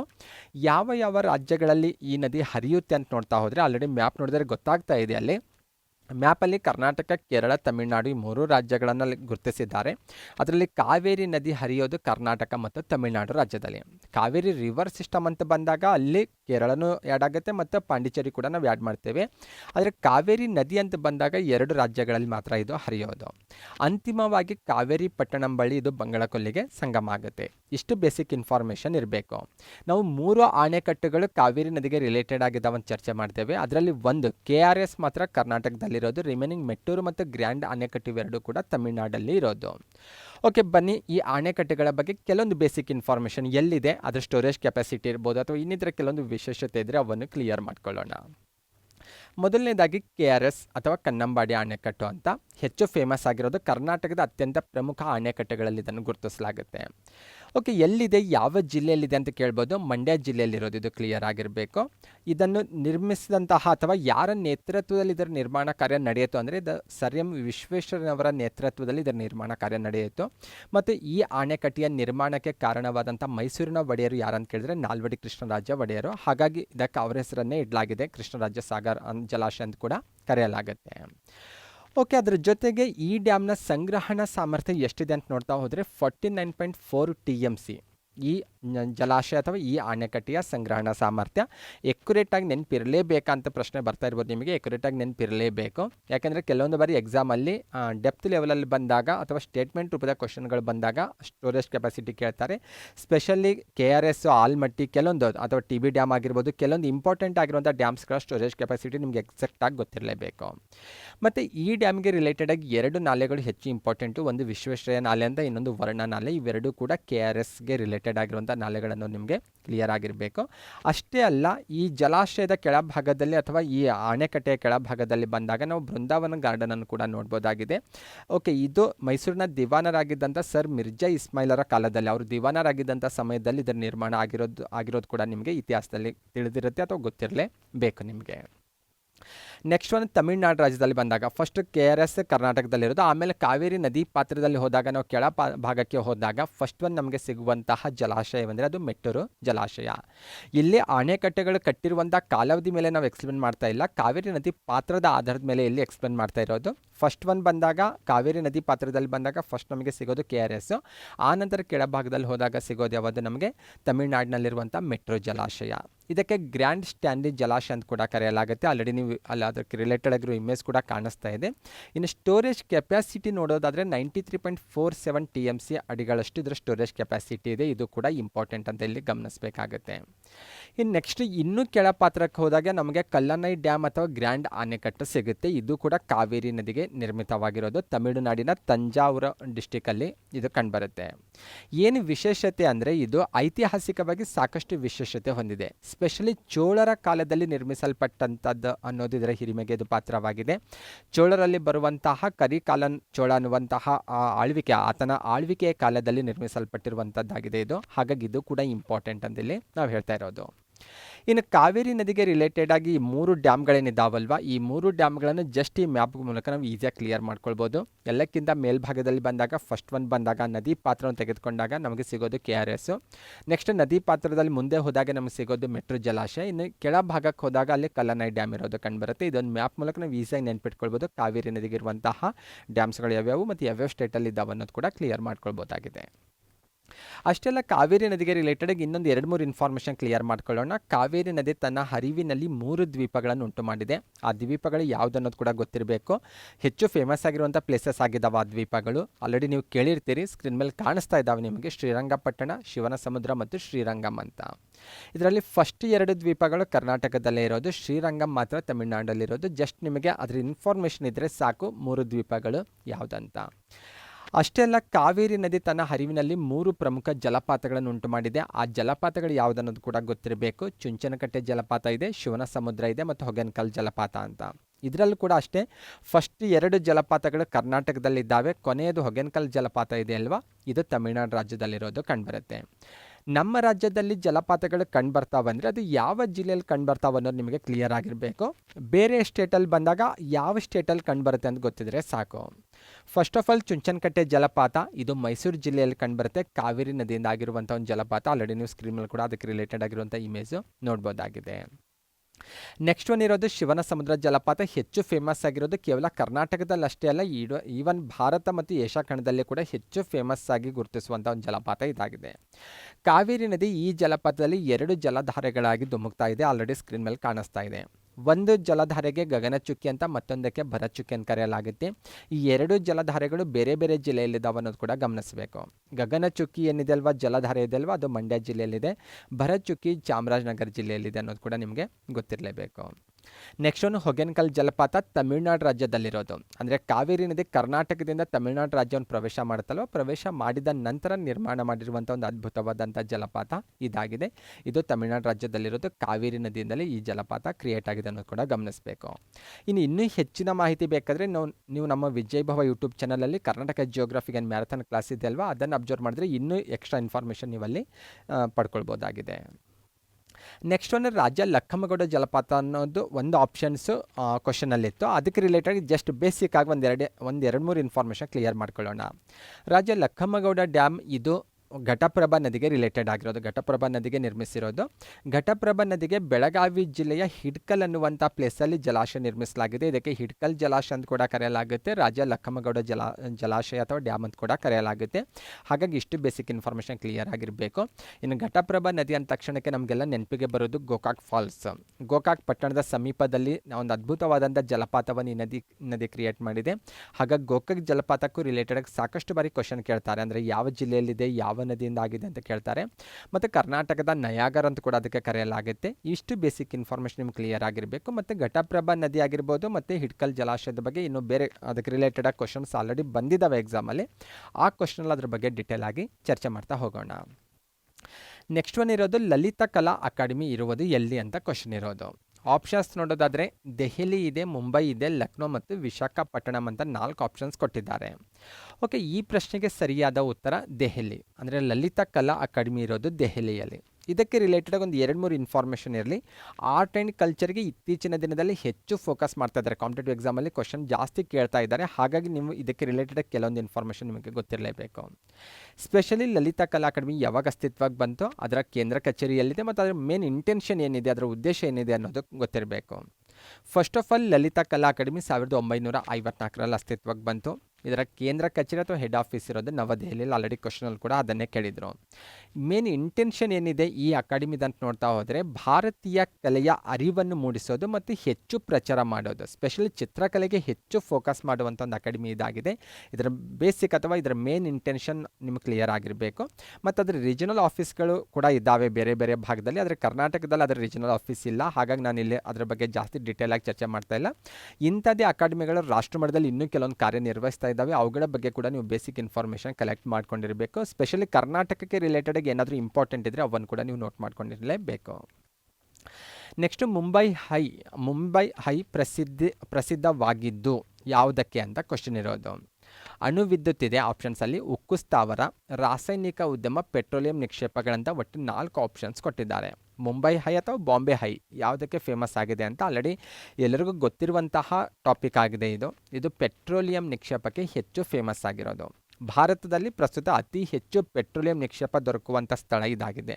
ಹಾಗಾಗಿ ಇದಕ್ಕೆ ರಿಲೇಟೆಡ್ ಆಗಿ ಅತಿ ಹೆಚ್ಚು ಬಾರಿ ಕ್ವಶನ್ ರಿಪೀಟ್ ಆಗೋದನ್ನು ನಾವು ಕಾಣ್ತೇವೆ. ಓಕೆ, ಬನ್ನಿ ಎಲ್ಲಿದೆ ಇದು ಮತ್ತು ಇದಕ್ಕೆ ರಿಲೇಟೆಡ್ ಆಗಿ ಇರುವಂತಹ ಇನ್ನಿತರ ಇನ್ಫಾರ್ಮೇಷನ್ ಕ್ಲಿಯರ್ ಮಾಡ್ಕೊಳ್ಳೋಣ. ಫಸ್ಟ್ ಆಫ್ ಆಲ್ ಮ್ಯಾಪ್ ನೋಡಿದ್ರೆ ಗೊತ್ತಾಗ್ತಾ ಇದೆ. ಮ್ಯಾಪಲ್ಲಿ ರೆಡ್ ಸರ್ಕಲ್ ಏನು ಕಾಣಿಸ್ತಾ ಇದೆ ಅಲ್ವಾ, ಆ ಏರಿಯಾದಲ್ಲಿ ನಾವು ಬಾಂಬೆ ಹೈ ಏನಿದೆ ಅಲ್ವಾ, ನಿಕ್ಷೇಪ ಇದೆ ಅಲ್ವಾ ಪೆಟ್ರೋಲಿಯಮ್ದು, ಅದನ್ನು ಕಾಣ್ಬೋದು. ಅಂದರೆ ಯಾವ ಸಮುದ್ರದಲ್ಲಿದೆ ಅಂತ ಕೇಳಿದ್ರೆ ಅರಬ್ಬಿ ಸಮುದ್ರ ಅಂತ ಹೇಳ್ಬೋದು. ಅರಬ್ಬಿ ಸಮುದ್ರದ ಯಾವ ರೀಸನ್ ಅಂತ ನೋಡ್ತಾ ಹೋದರೆ ಗಲ್ಫ್ ಆಫ್ ಕಂಬತ್ ಆ ವಲಯದಲ್ಲಿ ಇದು ಕಂಡುಬರುತ್ತೆ. ಏನು ಬಾಂಬೆಗೆ ಸಮೀಪ ಇದೆ ಅದು ಕೂಡ ಕ್ಲಿಯರ್ ಆಗಿರಬೇಕು. ಇನ್ನು 1965ರಲ್ಲಿ ಇಲ್ಲಿ ಪೆಟ್ರೋಲಿಯಂ ನಿಕ್ಷೇಪ ಇದೆ ಅಂತ ಸಂಶೋಧನೆ ಮಾಡಲಾಯಿತು. ಇಲ್ಲಿ ಪೆಟ್ರೋಲಿಯಂ ಉತ್ಪಾದನಾ ಕಾರ್ಯ ಅಂದರೆ ಕಚ್ಚಾ ಏನು ತೈಲ ಇದೆ ಅಲ್ವಾ, ಇದರ ಉತ್ಪಾದನಾ ಕಾರ್ಯ 1974ರಲ್ಲಿ ಆರಂಭ ಆಗಿರೋದು. ಓಕೆ, ಬಾಂಬೆ ಹೈನಲ್ಲಿ ಪೆಟ್ರೋಲಿಯಮನ್ನು ನಾವು ಹೊರಗಡೆ ತೆಗಿಬೇಕಲ್ವಾ. ಓಕೆ, ಇದನ್ನು ನಿರ್ವಹಿಸ್ತಾ ಇರುವಂಥ ಸಂಸ್ಥೆ ಯಾವುದು ಅಂತ ಕೇಳಿದ್ರೆ ONGC, oil and natural gas corporation ಇದೆ ಅಲ್ವಾ, ಈ ಸಂಸ್ಥೆ ಇಲ್ಲಿ ಆಪ್ರೇಟ್ ಮಾಡ್ತಾ ಇದೆ ಅನ್ನೋದು ನಿಮಗೆ ಗೊತ್ತಿರಬೇಕು. ಅಷ್ಟೇ ಅಲ್ಲ, ಇಲ್ಲಿ ಸಾಕಷ್ಟು ವಿಶೇಷವಾದಂಥ ತಂತ್ರಜ್ಞಾನವನ್ನು ಕೂಡ ಅಳವಡಿಸ್ಕೊಳ್ಳಾಗ್ತಾ ಇದೆ. ಸ್ಪೆಷಲಿ ಸಾಗರ ಸಾಮ್ರಾಟ್ ಅನ್ನುವಂಥ ತಂತ್ರಜ್ಞಾನ ನಿಮಗೆ ಗೊತ್ತಿರಲೇಬೇಕು. ಏನು ಈ ತಂತ್ರಜ್ಞಾನ, ಯಾಕೆ ಈ ತಂತ್ರಜ್ಞಾನ ಬಳಕೆ ಆಗ್ತಾ ಇದೆ ಅಂತ ನೋಡ್ತಾ ಹೋದರೆ, ಇಲ್ಲಿ ಸುಮಾರು 1400 ಮೀಟರಷ್ಟು ಆಳದಲ್ಲಿ ತೈಲ ಸಿಗುತ್ತೆ. ಈ ತೈಲವನ್ನು ಹೊರ ತೆಗಲಿಕ್ಕೆ ವಿಶೇಷವಾದಂಥ ಟೆಕ್ನಾಲಜಿಯನ್ನು ಬಳಕೆ ಮಾಡಲಾಗ್ತಾ ಇದೆ. ಈ ಟೆಕ್ನಾಲಜಿಗೆ ಸಾಗರ ಸಾಮ್ರಾಟ್ ಅಂತ ಹೇಳೋದು. ಅಷ್ಟೇ ಅಲ್ಲ, ಇಲ್ಲಿ ಅನೇಕ ತೈಲ ಬಾವಿಗಳನ್ನು ಕೊರೆಯಲಾಗಿದೆ. ಆಲ್ರೆಡಿ ಆ ಮ್ಯಾಪ್ ನೋಡಿದ್ರೆ ಗೊತ್ತಾಗ್ತದೆ. ಮ್ಯಾಪಲ್ಲಿ ರೆಡ್ ಸರ್ಕಲಲ್ಲಿ ಏನು ಹೈಲೈಟ್ ಆಗಿದಾವಲ್ವ ಏರಿಯಾಗಳು, ಅವೆಲ್ಲವೂ ಕೂಡ ತೈಲ ಬಾವಿಗಳು. ಬಾಂಬೆ ಹೈ ಏನಿದೆ ಅಲ್ವಾ, ಆ ಏರಿಯಾದಲ್ಲಿರುವಂಥ ತೈಲ ಬಾವಿಗಳು. ಸ್ಪೆಷಲಿ ಆ ಮ್ಯಾಪಲ್ಲಿ ಕೆಲವೊಂದು ಟೆಕ್ಸ್ಟ್ ಕೂಡ ಕಾಣಿಸ್ತಾ ಇದೆ, ಆ ತೈಲ ಬಾವಿಗಳ ಹೆಸರು ಕೂಡ ಕಾಣಿಸ್ತಾ ಇದೆ. ಮತ್ತು ಸ್ಕ್ರೀನಲ್ಲಿ ಕೂಡ ಅವುಗಳನ್ನು ನಾವು ಉದಾಹರಣೆಗಳಾಗಿ ಕೊಟ್ಟಿದ್ದೇವೆ. ಸ್ಪೆಷಲಿ ಬಸ್ಸೇನ್ ಆಗಿರ್ಬೋದು, ನೀಲಮ್ಮು, ಪನ್ನ, ರತ್ನ, ಹೀರಾ ಇವೆಲ್ಲವೂ ಕೂಡ ಈ ಬಾಂಬೆ ಹೈ ಏನು ಏರಿಯಾ ಇದೆ ಅಲ್ವಾ, ಅಲ್ಲಿರುವಂತಹ ಪ್ರಮುಖ ತೈಲ ಬಾವಿಗಳಾಗಿದ್ದಾವೆ. ನೆಕ್ಸ್ಟ್, ಸೂರ್ಯನಲ್ಲಿರುವಂಥ ಪ್ರಮುಖ ಅನಿಲಗಳು ಯಾವುವು ಅಂತ ಕ್ವಶನ್ ಇದೆ. ಹೈಡ್ರೋಜನ್ ಮತ್ತು ಹೀಲಿಯಂ ಅಂತಿದೆ, ಹೈಡ್ರೋಜನ್ ಮತ್ತು ಆರ್ಗಾನ್ ಇದೆ, ಹೈಡ್ರೋಜನ್ ಮತ್ತು ಕಾರ್ಬನ್ ಡೈಆಕ್ಸೈಡ್ ಇದೆ, ಆರ್ಗಾನ್ ಮತ್ತು ಹೀಲಿಯಂ ಅಂತ 4 ಆಪ್ಷನ್ಸ್ ಕೊಟ್ಟಿದ್ದಾರೆ. ಸೂರ್ಯನಲ್ಲಿರುವಂಥ ಅತ್ಯಂತ ಪ್ರಮುಖ ಅನಿಲ ಯಾವುದಂದರೆ ಹೈಡ್ರೋಜನ್ ಮತ್ತು ಹೀಲಿಯಂ. ಓಕೆ, ಇದು ಆಲ್ರೆಡಿ ಸಾಕಷ್ಟು ಬಾರಿ ರಿಪೀಟ್ ಆಗಿದೆ ಕ್ವಶನ್ನು. ಯಾವ ಪ್ರಮಾಣದಲ್ಲಿ ಅನಿಲ ಇದೆ ಅನ್ನೋದು ಕೂಡ ನಿಮಗೆ ಗೊತ್ತಿರಬೇಕು. ಅಂದರೆ ಹೈಡ್ರೋಜನ್ ಮತ್ತು ಹೀಲಿಯಂ ಎರಡು ಅನಿಲಗಳು ಸೂರ್ಯನಲ್ಲಿ ಕಂಡುಬರ್ತವೆ. ಅದರಲ್ಲಿ ಹೈಡ್ರೋಜನ್ ಅತಿ ಹೆಚ್ಚಿನ ಪ್ರಮಾಣದಲ್ಲಿ ಕಂಡುಬರುತ್ತೆ, ಶೇಕಡ 71ರಷ್ಟು ಹೈಡ್ರೋಜನ್ ಇರೋದು ಕಂಡುಬರುತ್ತೆ. ಹೀಲಿಯಂ ಶೇಕಡ 27ರಷ್ಟು ಇರೋದು ಕಂಡುಬರುತ್ತೆ. ರಿಮೈನಿಂಗ್ ಇನ್ನು ಕೆಲವು ಬೇರೆ ಬೇರೆ ಅನಿಲಗಳು ಕಡಿಮೆ ಪ್ರಮಾಣದಲ್ಲಿರೋದು ಕಂಡುಬರುತ್ತೆ. ಮೇಜರ್ ಆಗಿ ಎರಡು ಅನಿಲಗಳು ಅವುಗಳ ಪ್ರಮಾಣ ನಿಮಗೆ ಕ್ಲಿಯರ್ ಆಗಿರಬೇಕು. ಸೂರ್ಯನಲ್ಲಿ ಅಷ್ಟೊಂದು ಅಗಾಧ ಪ್ರಮಾಣದ ಶಕ್ತಿ ಬಿಡುಗಡೆ ಆಗಲಿಕ್ಕೆ ಬಹುಮುಖ್ಯ ಕಾರಣ ಅಂದರೆ ಅಲ್ಲಿ ನಡೆಯುವಂಥ ಬೈಜಿಕ ಸಮ್ಮಿಲನ ಕ್ರಿಯೆ ಆಗಿದೆ. ಇಷ್ಟು ಬೇಸಿಕ್ ಆಗಿ ಇದಕ್ಕೆ ರಿಲೇಟೆಡ್ ಆಗಿ ನಿಮಗೆ ಕ್ಲಿಯರ್ ಆಗಿರಬೇಕು. ನೆಕ್ಸ್ಟ್ ಒನ್, ನಮ್ಮ ಸೌರವ್ಯೂಹದಲ್ಲಿರುವಂಥ ಗ್ರಹಗಳ ಸಂಖ್ಯೆ ಎಷ್ಟು? ಪ್ರಸ್ತುತ ಗ್ರಹಗಳ ಸಂಖ್ಯೆ ಅಂತ ಕೇಳ್ತಾರೆ. ಮುಂಚೆ ನಾವು 9 ಗ್ರಹ ಅಂತ ಹೇಳ್ತಾ ಇದ್ದೇವೆ, ಆದರೆ ಪ್ರಸ್ತುತ ಗ್ರಹಗಳ ಸಂಖ್ಯೆ ಅಂತ ಬಂದರೆ ಇದಕ್ಕೆ ಸರಿಯಾದ ಉತ್ತರ ಯಾವುದು? 8 ಗ್ರಹಗಳನ್ನು ಅಂತ ಆಪ್ಷನ್ಸ್ ಬಿ ಇದನ್ನು ಗುರುತಿಸ್ಬೋದು ಸರಿಯಾದ ಉತ್ತರ ಅಂತ. ಓಕೆ, ಇದಕ್ಕೆ ರಿಲೇಟೆಡ್ ಆಗಿ ಏನು ಗೊತ್ತಿರಬೇಕು? ನಾನು ಇಲ್ಲಿ ಜಾಸ್ತಿ ಸೌರ್ಯದ ಬಗ್ಗೆ ಡೀಟೇಲ್ ಆಗಿ ಚರ್ಚೆ ಮಾಡ್ತಾ ಇಲ್ಲ. ಪ್ರತಿಯೊಂದು ಗ್ರಹಕ್ಕೂ ರಿಲೇಟೆಡ್ ಆಗಿ ಸಾಕಷ್ಟು ಬಾರಿ ಕ್ವಶನ್ಸ್ ರಿಪೀಟ್ ಆಗಿದೆ. ಆ ಕ್ವಶನ್ ಬಂದಾಗ ಆ ಗ್ರಹದ ಬಗ್ಗೆ ಡೀಟೇಲ್ ಆಗಿ ನೋಡ್ತಾ ಹೋಗೋಣ. ಇಲ್ಲಿ ಜಸ್ಟ್ ಗ್ರಹಗಳ ಸಂಖ್ಯೆ 8 ಅನ್ನೋದು ಕ್ಲಿಯರ್ ಆಗಿರಬೇಕು. ಮತ್ತು ಈ ಇಮೇಜ್ ಮೂಲಕ ನಿಮಗೆ ಸೂರ್ಯನಿಂದ ಅನುಕ್ರಮವಾಗಿ ಗ್ರಹಗಳು ಗೊತ್ತಿರಬೇಕು. ಸೂರ್ಯನಿಂದ ಮೊದಲನೇ ಗ್ರಹ ಯಾವುದು, ಎರಡನೇದು ಯಾವುದು, ಅಪ್ ಟು ಕೊನೆಯ ಗ್ರಹದವರೆಗೂ ಸೀರಿಯಲ್ ಆಗಿ ಗೊತ್ತಿರಬೇಕು. ಮತ್ತು ಇನ್ನೊಂದು ನಾನು ನಿಮಗೆ ಸಜೆಸ್ಟ್ ಮಾಡೋದೇನೆಂದರೆ, ಗ್ರಹಗಳ ಹೆಸರನ್ನು ಸಾಧ್ಯ ಆದಷ್ಟು ಇಂಗ್ಲೀಷಲ್ಲಿ ನೆನ್ಪಿಟ್ಕೊಳ್ಳೋದು ಬೆಟರು. ಯಾಕೆಂದರೆ ಸಾಕಷ್ಟು ಎಕ್ಸಾಮಲ್ಲಿ ಇತ್ತೀಚೆಗೆ ಬಂದಾಗ ಸ್ಪೆಷಲಿ ಇಂಗ್ಲೀಷ್ ವರ್ಡನ್ನು ಹೆಚ್ಚು ಬಳಕೆ ಆಗ್ತಾ ಇರೋದು ಕಂಡುಬರುತ್ತೆ. ಫಾರ್ ಎಕ್ಸಾಂಪಲ್, ನಿಮಗೆ ಗುರುಗ್ರಹದ ಬಗ್ಗೆ ಸಾಕಷ್ಟು ಇನ್ಫಾರ್ಮೇಷನ್ ಇದೆ ನಿಮ್ಮ ಕನ್ನಡದಲ್ಲಿ, ಆದರೆ ಗುರುಗ್ರಹಕ್ಕೆ ರಿಲೇಟೆಡಾಗಿ ಕ್ವಶನ್ ಕೇಳುವಂಥ ಸಂದರ್ಭದಲ್ಲಿ ಅವರು ಕನ್ನಡ ಮೀಡಿಯಂ ಕ್ವಶನ್ ಪೇಪರಲ್ಲೂ ಕೂಡ ಜುಪಿಟರ್ ಅನ್ನುವಂಥ ವರ್ಡನ್ನು ಬಳಸ್ತಾರೆ. ಈ ಜುಪಿಟರ್ ಅಂದರೆ ಯಾವ ಗ್ರಹಕ್ಕೆ ಕರೆಯಲಾಗುತ್ತೆ ಅಂತ ನಿಮಗೆ ಗೊತ್ತಿಲ್ಲ ಅಂದರೆ ನೀವು ಗುರುಗ್ರಹದ ಬಗ್ಗೆ ಎಷ್ಟು ಹೋದರೂ ನಿಮಗೆ ಅದು ಯೂಸ್ ಆಗೋದಿಲ್ಲ. ಯಾಕಂದರೆ ಇಲ್ಲಿ ಕಾಂಪಿಟೇಟಿವ್ ಎಕ್ಸಾಮಲ್ಲಿ ಸ್ಪೆಷಲಿ ವಸ್ತುನಿಷ್ಠ ಪ್ರಶ್ನೆಗಳೇನಿದಾವಲ್ವ, ಇವು ನಿಮ್ಮ ನಾಲೆಜ್ ಚೆಕ್ ಮಾಡೋದಕ್ಕಿಂತ ಹೆಚ್ಚಾಗಿ ನಿಮಗೆ ತಪ್ಪು ಮಾಡಲಿಕ್ಕೆ ಹೆಚ್ಚು ಪ್ರೇರಣೆ ಕೊಡ್ತಾ ಇರ್ತಾವೆ ಕ್ವಶನ್ ಪೇಪರ್ಸು. ಹಾಗಾಗಿ ಇಂಗ್ಲೀಷ್ ವರ್ಡ್ ಕೂಡ ಇಂಪಾರ್ಟೆಂಟು. ಹಾಗಾಗಿ ಇಲ್ಲಿ ಕೊನೆಯ 2 ಗ್ರಹಗಳನ್ನು ಆಲ್ರೆಡಿ ನಾವು ಇಂಗ್ಲೀಷಲ್ಲೇ ಪ್ರೊನೌನ್ಸಿಯೇಷನ್ ಮಾಡ್ತೀವಿ, ಯುರೇನಸ್ ಮತ್ತು ನೆಪ್ಚೂನ್ ಅಂತ. ರಿಮೈನಿಂಗ್ 6 ಗ್ರಹಗಳಲ್ಲಿ ಅರ್ಥ ಕೂಡ ನಿಮಗೆ ಗೊತ್ತಿದೆ ಆಲ್ರೆಡಿ. ರಿಮೈನಿಂಗ್ ಉಳಿದಿರೋದೆಷ್ಟು? 5 ಗ್ರಹಗಳು. 5 ಗ್ರಹಗಳ ಹೆಸರು ಇವತ್ತೇ ಯಾರಿಗೆ ಇಂಗ್ಲೀಷಲ್ಲಿ ಕ್ಲಿಯರ್ ಇಲ್ವೋ ಅವ್ರು ಇಂಗ್ಲೀಷಲ್ಲಿ ಕ್ಲಿಯರ್ ಮಾಡ್ಕೊಳ್ಳೇಬೇಕು. ಹಾಗಾಗಿ ಇಮೇಜ್ ನಾನು ಇಲ್ಲಿ ಕೊಟ್ಟಿರೋದು ಸ್ಪೆಷಲಿ ಮರ್ಕ್ಯೂರಿ ಕ್ಲಿಯರ್ ಆಗಿರಬೇಕು, ಫಸ್ಟ್ ಗ್ರಹ ಬುಧ. ನೆಕ್ಸ್ಟ್ ಶುಕ್ರ, ವೀನಸ್ಸು ಅರ್ಥ ಆಲ್ರೆಡಿ ಗೊತ್ತಿರುತ್ತೆ. ಮಾರ್ಸ್ ಕ್ಲಿಯರ್ ಆಗಿರಬೇಕು. ನಾವು ಆಲ್ರೆಡಿ ಇಸ್ರೋ ಸಾಧನೆಗಳಲ್ಲಿ ಕೂಡ ಮಾರ್ಸ್ ಬಗ್ಗೆ ಓದಿರ್ತೇವೆ, ಹಾಗಾಗಿ ಮಾರ್ಸ್ ಕ್ಲಿಯರ್ ಆಗಿರಬೇಕು. Jupiter, Saturn, Uranus, Neptune already clear ಇದೆ. ಸೀರಿಯಲ್ ಆಗಿ ಗೊತ್ತಿರಬೇಕು, ಸೂರ್ಯನಿಂದ ಹೋದಾಗ ಅಥವಾ ದೂರದಿಂದ ಸಮೀಪಕ್ಕೆ ಬಂದಾಗ ಯಾವ ಗ್ರಹಗಳಿದಾವಂತ ಸೀರಿಯಲ್ ಆಗಿ ಎಕ್ಸಾಕ್ಟ್ ಆಗಿ ಗೊತ್ತಿರಲೇಬೇಕು. ಇಷ್ಟು ಬೇಸಿಕ್ ಇನ್ಫಾರ್ಮೇಷನ್ ಈ ಸ್ಲೈಡಲ್ಲಿ ನೀವು ಕ್ಲಿಯರ್ ಮಾಡ್ಕೊಂಡಿರಬೇಕು. ನೆಕ್ಸ್ಟ್ ಇಂಡಿಯನ್ ಹಿಸ್ಟ್ರಿಗೆ ರಿಲೇಟೆಡ್ ಆಗಿರುವಂಥ ಪ್ರಶ್ನೆ, ದೆಹಲಿ ಸುಲ್ತಾನರ ಕೊನೆಯ ಆಡಳಿತಗಾರರು ಇವರಾಗಿದ್ದರು ಅಂತ ಕ್ವಶನ್ ಇದೆ. ಓಕೆ, ರಾಜನ ಹೆಸರು ಕೊಟ್ಟಿಲ್ಲ ಇಲ್ಲಿ. ದೆಹಲಿ ಸುಲ್ತಾನರಲ್ಲಿ ಬಂದಾಗ 5 ಸಂತತಿಗಳು ಅಥವಾ 5 ಮನೆತನಗಳನ್ನು ಗುರುತಿಸ್ತೇವಲ್ವ, ಅದರಲ್ಲಿ 4 ಮನೆತನಗಳನ್ನು ಇಲ್ಲಿ ಆಪ್ಷನ್ಸ್ ಆಗಿ ಕೊಟ್ಟಿದ್ದಾರೆ. ಸೈಯದರು, ಲೋಧಿಗಳು, ತುಘಲಕರು ಮತ್ತು ಖಿಲ್ಜಿಗಳಂತ 4 ಆಪ್ಷನ್ಸ್ ಕೊಟ್ಟಿದ್ದಾರೆ. ಆಲ್ರೆಡಿ ನೀವು ಇಂಡಿಯನ್ ಹಿಸ್ಟ್ರಿಯನ್ನು ಓದಿರ್ಬೋದು. ಯಾರು ಇಂಡಿಯನ್ ಹಿಸ್ಟ್ರಿ ಅಭ್ಯಾಸ ಮಾಡಿರ್ತಾರೋ ಈಸಿಯಾಗಿ ಪ್ರಶ್ನೆಗೆ ಸರಿಯಾದ ಉತ್ತರ ಗುರುತಿಸ್ಬೋದು, ಯಾಕಂದರೆ ತೀರಾ ಬೇಸಿಕ್ ಹಂತದ ಪ್ರಶ್ನೆ ಇದಾಗಿದೆ. ಓಕೆ, 5 ಮನೆತನಗಳಲ್ಲಿ ಬಂದಾಗ ಕೊನೆಯ ಮನೆತನ ಯಾವುದು? ಲೋಧಿ ಮನೆತನ. ಹಾಗಾಗಿ ದೆಹಲಿ ಸುಲ್ತಾನರ ಕೊನೆಯ ಆಡಳಿತಗಾರರು ಯಾರಂತ ಕೇಳಿದ್ರೆ ಲೋಧಿ ಮನೆತನ. ಕ್ವಶನ್ ಇದೇ ರೀತಿ ಬರುತ್ತಂತಲ್ಲ, ಕೊನೆಯ ರಾಜ ಯಾರಂತ ಕೂಡ ಕೇಳ್ಬೋದು. ಲೋಧಿ ಮನೆತನ ಕೊನೆಯ ಮನೆತನ ಅಂತ ಗೊತ್ತಾಯಿತು. ಇಲ್ಲಿ ಸಂತತಿ ಅಂತ ಬಂದಾಗ ಕೊನೆಯ ರಾಜನು ಗೊತ್ತಿರಬೇಕು, ಮೊದಲ ಸಂತತಿ ಯಾವುದಂತ ಕೂಡ ಗೊತ್ತಿರಬೇಕು. ಗುಲಾಮಿ ಸಂತತಿ ಮೊದಲ ಸಂತತಿ ಆಗಿರುತ್ತೆ. ಓಕೆ, ಹಾಗಾಗಿ ಇದಕ್ಕೆ ರಿಲೇಟೆಡ್ ಆಗಿ ಕೆಲವೊಂದು ಇನ್ಫಾರ್ಮೇಷನ್ ಕ್ಲಿಯರ್ ಮಾಡ್ಕೊಳ್ಳೋಣ. ಸ್ಪೆಷಲಿ ಸಂತತಿಗಳಿಗೆ ರಿಲೇಟೆಡ್ ಆಗಿ ಬಂದಾಗ 5 ಸಂತತಿಗಳು ನಿಮಗೆ ಕ್ಲಿಯರ್ ಆಗಿರಬೇಕು. ಮೊದಲನೇದು ಯಾವುದು, ಎರಡನೇದು ಯಾವುದು, 3, 4, 5 ಕ್ಲಿಯರ್ ಆಗಿರಬೇಕು. ಯಾಕಂದರೆ ಎಕ್ಸಾಮಲ್ಲಿ ಕೆಲವೊಂದು ಟೈಮು ಮೊದಲನೇ ಸಂತತಿ ಯಾವುದಂತ ಕೇಳ್ಬೋದು, ಅಥವಾ 3ನೇ ಸಂತತಿ, ಕೊನೆಯ ಸಂತತಿ, ಈ ರೀತಿ ಕ್ವಶನ್ ಬರ್ಬೋದು. ಅಥವಾ ಇನ್ನೂ ಸ್ವಲ್ಪ ಡೀಟೇಲ್ ಆಗಿ ನೋಡ್ತಾ ಹೋದರೆ 5 ಸಂತತಿಗಳನ್ನು ಆಪ್ಷನ್ಸಲ್ಲಿ ಜೋಡಿಸಿ ಕೊಟ್ಟಿರ್ತಾರೆ.